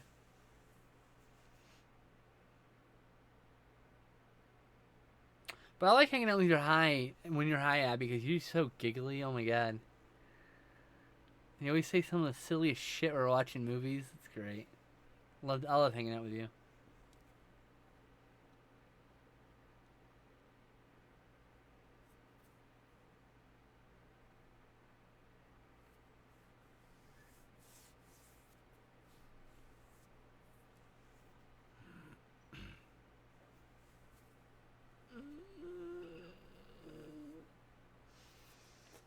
Oh, I'm stretching. I'm having like 5 yawns in a row. Shit. Wiki.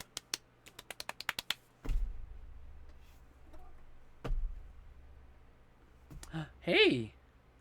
Little Miss Sherlock. Perlock. There she is. Hi.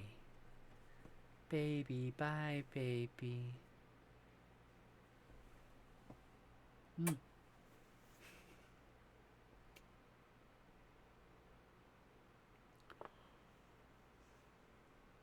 You're back as a derpy dinosaur. Actually, I think he's quite cute, honestly. He's just a baby. Talking about your dinosaur that you're drawing. He's just a baby. Oh, He got big face, tiny little arms. yep.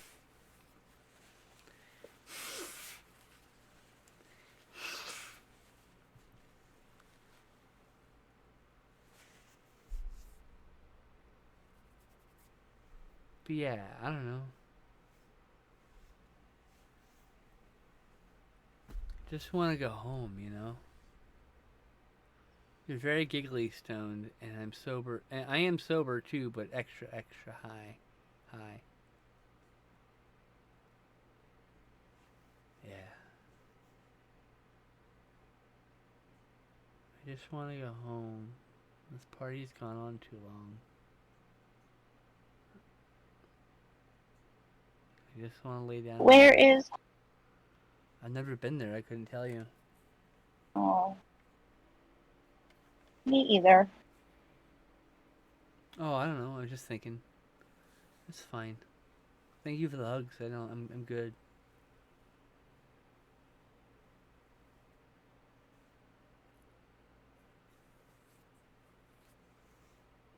When I say party, I mean like life's a party, but not really, because like I don't think partying every moment of the day is healthy either. Everything in moderation, including moderation, but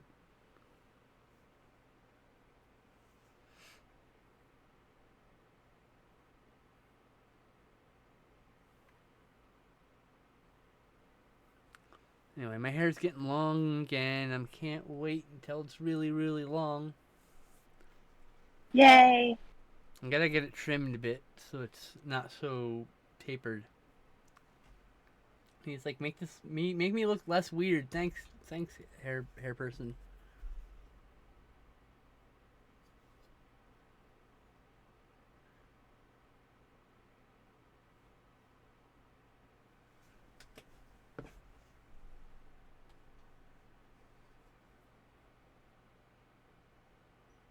Plus, I want to dye my hair pink. Bubblegum pink. Yay! Yeah. Maybe pastel pink, whatever they have. I want like maybe a paler pink. I don't know, but bubblegum pink's pretty cool. Oh, the pinks.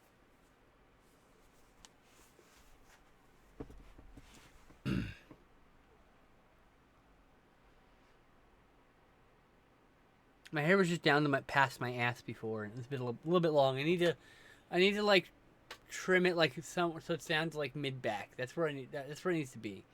So I need to grow really long and then trim it back a bit.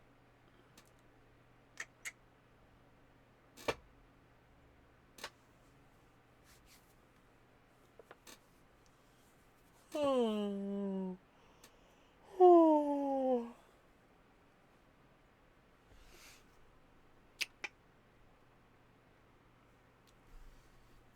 Rar. Where?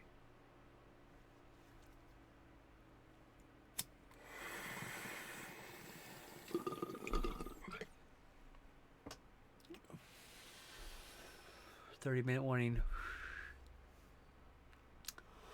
Has Barney Folk guy gotten home yet? Nope, not yet. Okay.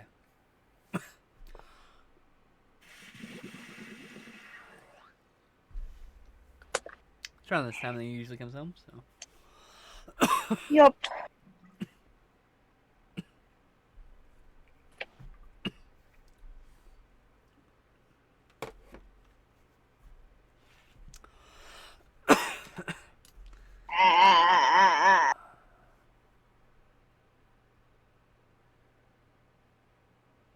Erase the line. Nothing but love for my people. Wow, that was a random deep cut from my memory.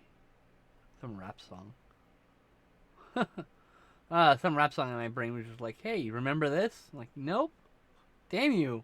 Why'd you do this to me? I gotta figure this out now. Well, not now, but later.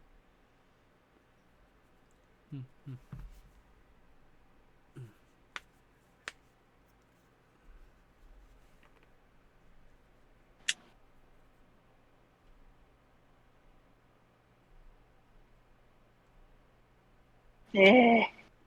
What? Oh, I hate erase hard. Well, because your one teacher told you it was bad. Oh no, I just don't like erasing. Like, this is different than erasing. Like, this is a different kind of thing that I'm drawing. It's not the same. I need to get rid of the pencil mark because I'm gonna color it, but I Got just it. it's annoying to do. There we go. Someone else color it for me.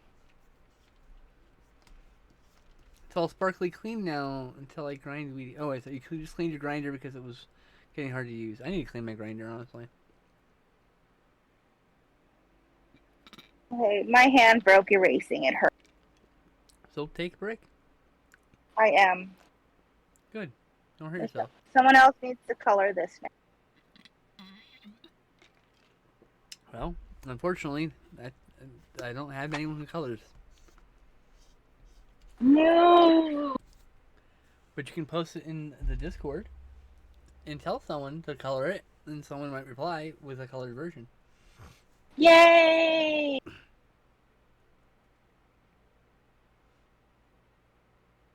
Love you, Burb.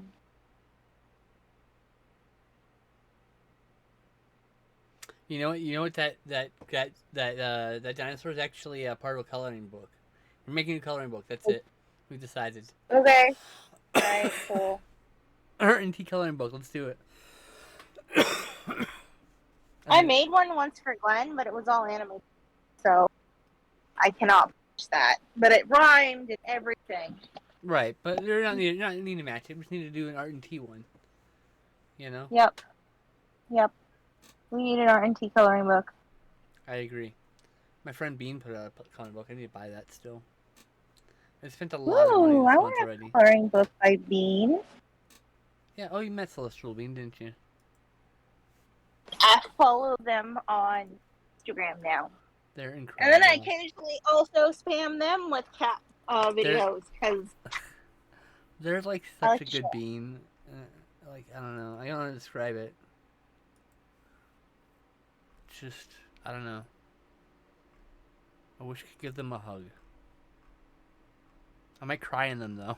Because they're just such a wonderful bean. Where is the coloring book? Peach Pepsi, I did not see that Oh. Land Before Time movie. Which one is that one? I don't know. The song Friends for Dinner. Nope, I don't know which one that one is. Yeah. Here's what happened. Like, the first Land Before Time movie came out when I was really, really young. And then waited like 10 years before they put out another one, and I was too old for it. So, try as I might, could All not right. get into any of the rest of them because I was just the wrong age bracket. I sent you the link, Tashra. Destiny! So it's now you can buy Celestial Bean's coloring book. I need to get one. I need to wait till next paycheck because Same. bills. Yes, precisely the reason. Yep.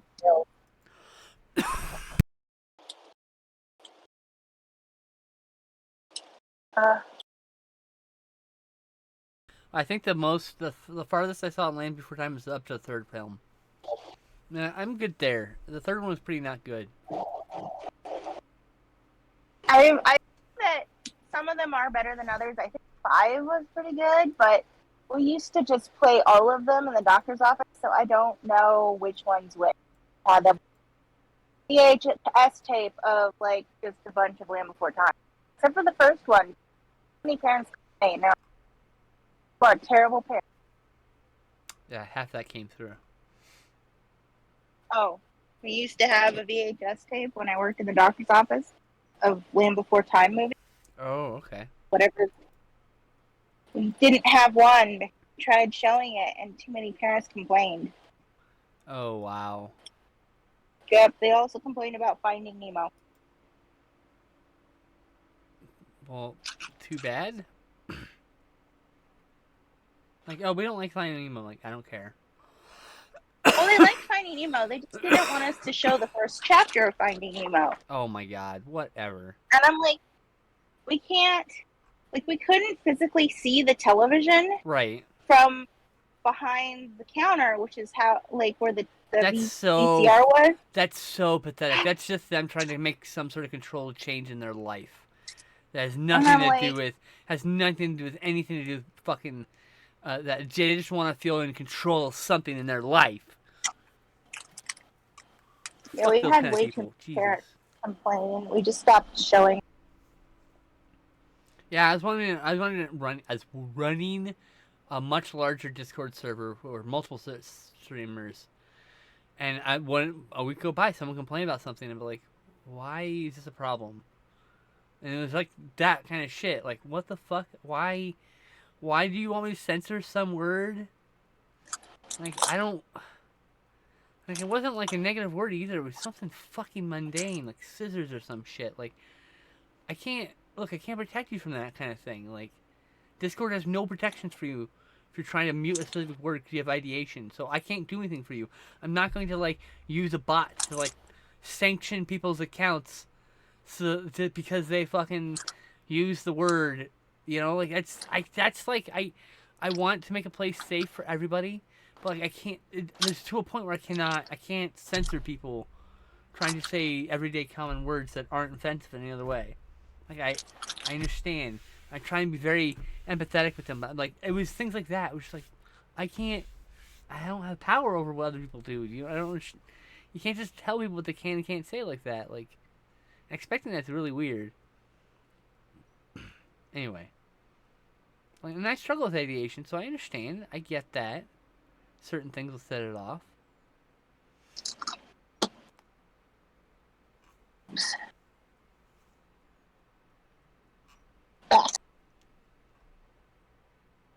Yeah, just Ah.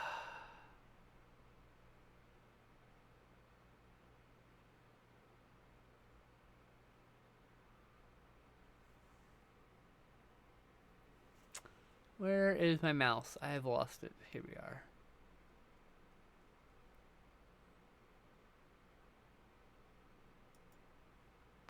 there we go. No slipping. Let's see here. I'm not gonna play the song because of copyright. Oh. But yes. I will look at that later.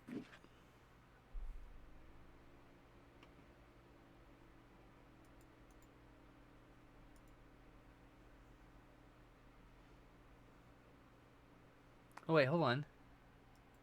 Two. Oh, you won't be able. They can't hear. Hold on, I can actually listen to this now. Choo choo choo.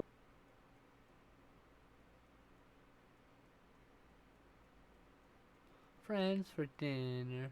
I'm gonna have friends for dinner. Okay. Wait, I can't listen to it. I have the. Who the Muted. fuck I'll is this listen to it. T-Rex character? It's Tiny Chomper. Oh, don't remember him at all. He's quite big now in He this was one. on my Land Before Time Scrubs. What's interesting is he's growing up a bit, but everyone else is the same as the movie size. He just caught up to them.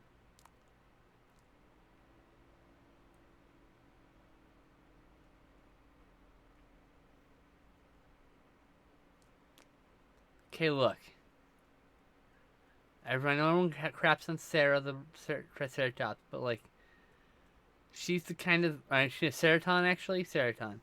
Excuse me. But she's the bitch you need in your life because she's the one who's gonna like, when your order's really fucked up, she's the one who's gonna speak up because you're too shy. We need those people in this world. Bitchy is okay. I mean, she's halfway helped, but other halfway, she did wake up Sharptooth. Do do do do do do do do.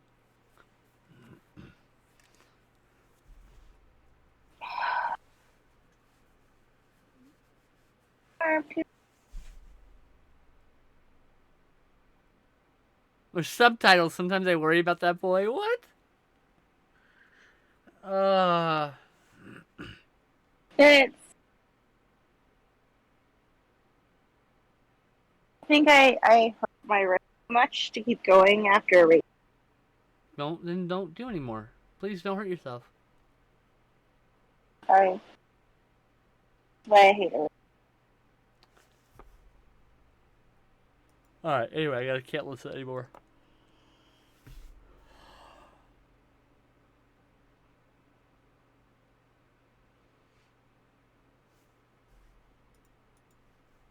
Hard enough.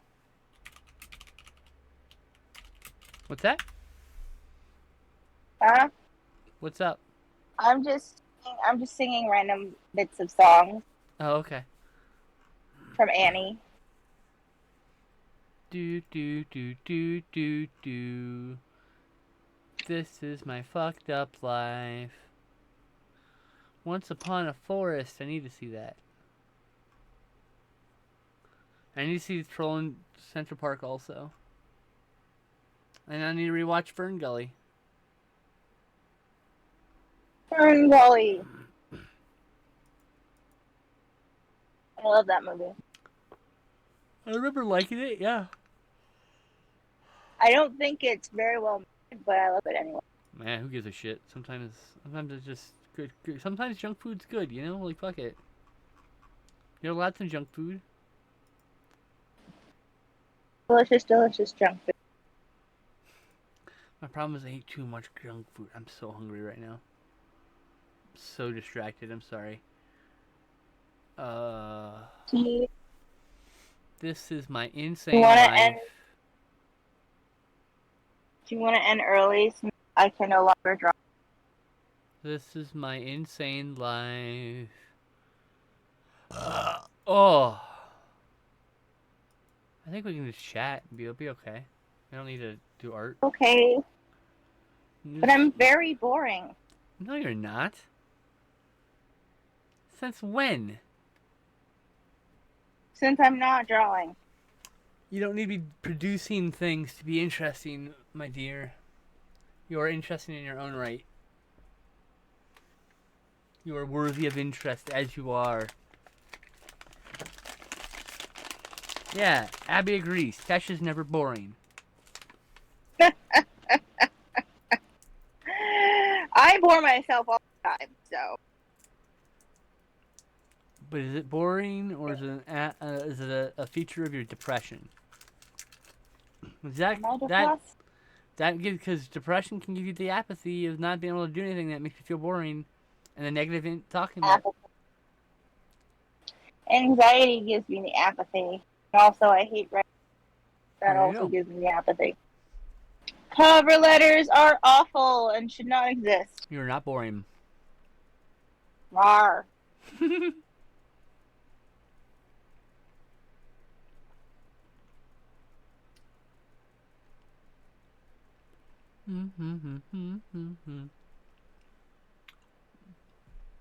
I really need a piece of candy or two.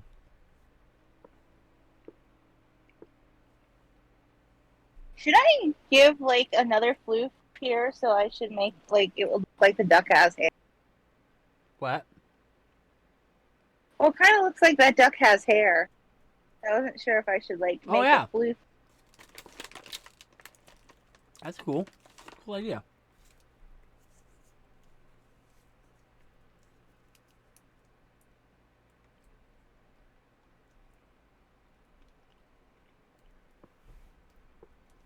Hmm.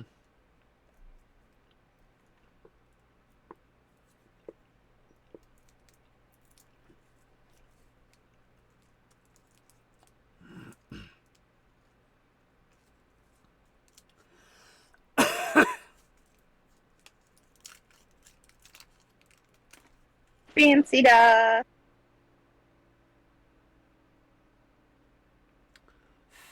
Fancy duck. So Fancy duck. fancy. So fancy.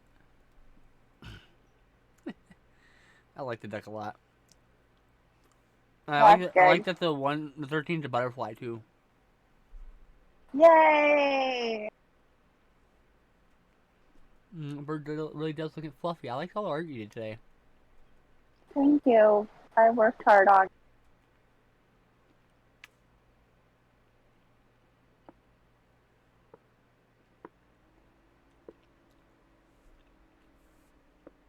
It's just big.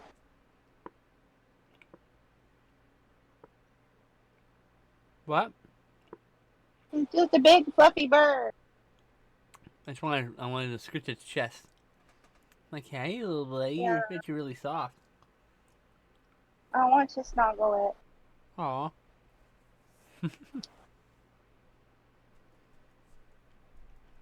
Looks like a baby cardinal. Am I right? It is a cardinal. Okay.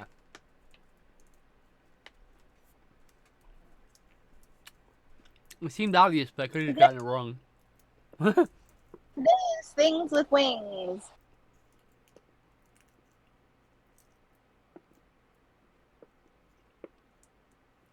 Hmm. No, we're not gonna.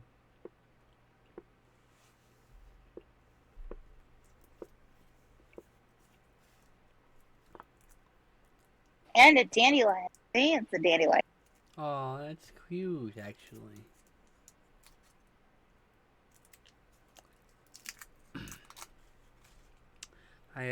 Dandelions are the best flowers. I can't wait to buy some of these stickers. And so I have to make them. I know we gotta get you scanning. I know.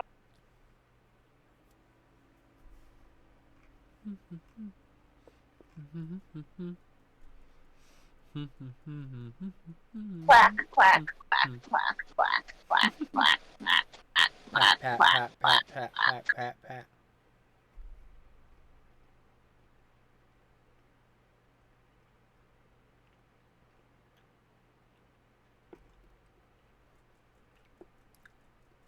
Dandelions habitable, and dandelions heal the earth. Oh, really? In what way? You have a Oh, pH Pepsi imbalance. loved eating them? Oh, that's awesome. Right, what? You have a pH imbalance in the dirt, so that other plants can't grow there. Dandelions go there, help heal the earth, so other plants can grow there. And if it is a good, pH balance for other plants, dandelions are a lot less likely to grow there. That's why Oh, you wow. see them in growing out of cracks in the ground often. Is good place for dandelion. Also, they're incredibly nutritious. They're like nature's scab. Yeah. They're healing. Only people like to scratch the scabs, so it just keeps making the earth Just like worse. scabs. Yeah. And they're delicious and nutritious and prettiful and super hardy. Dandelions are the scabs. best. Just like scabs, yeah. Don't eat your scabs. No, don't eat your scabs. Eat That's gross. You should not eat your own. What? You should not eat your own scabs. Is Pepsi a bunny rabbit? I have Yes. to know. That was her rabbit. Okay. Bunny rabbit. Sally passed away a little while ago. No. Yeah. I'm sorry. I'm now very sad. Oh. Pepsi is probably hanging out with my duck, though, so they're probably best buds by now. That's a cute image. And Petrie's Yeah, there too. we have who? Petrie. Yes. We have Petrie, we have Pepsi, we have Downy, we have Squeak, we have Tibby, we have Ocha, and they're all up there hanging out, waiting for their people.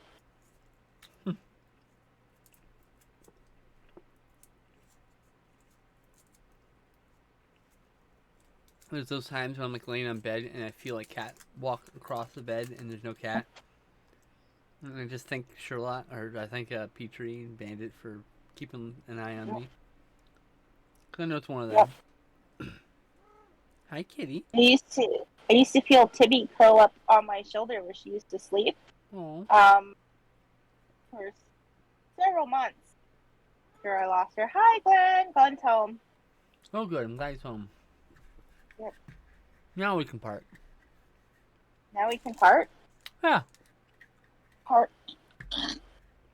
Yeah, exactly. Ote, you were just waiting for him so he got home safe. Yeah.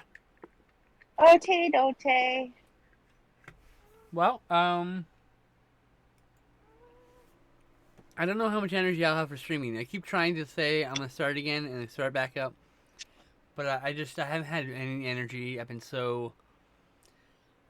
Anyway, I want to get back to streaming. It'll be soon, and I hope you all have hope you have a good week. I'll see you at least next week. You know, I'll be back for Art and Tea next week, right? We're back next week. Okay, we're back next week. We'll see you then, y'all.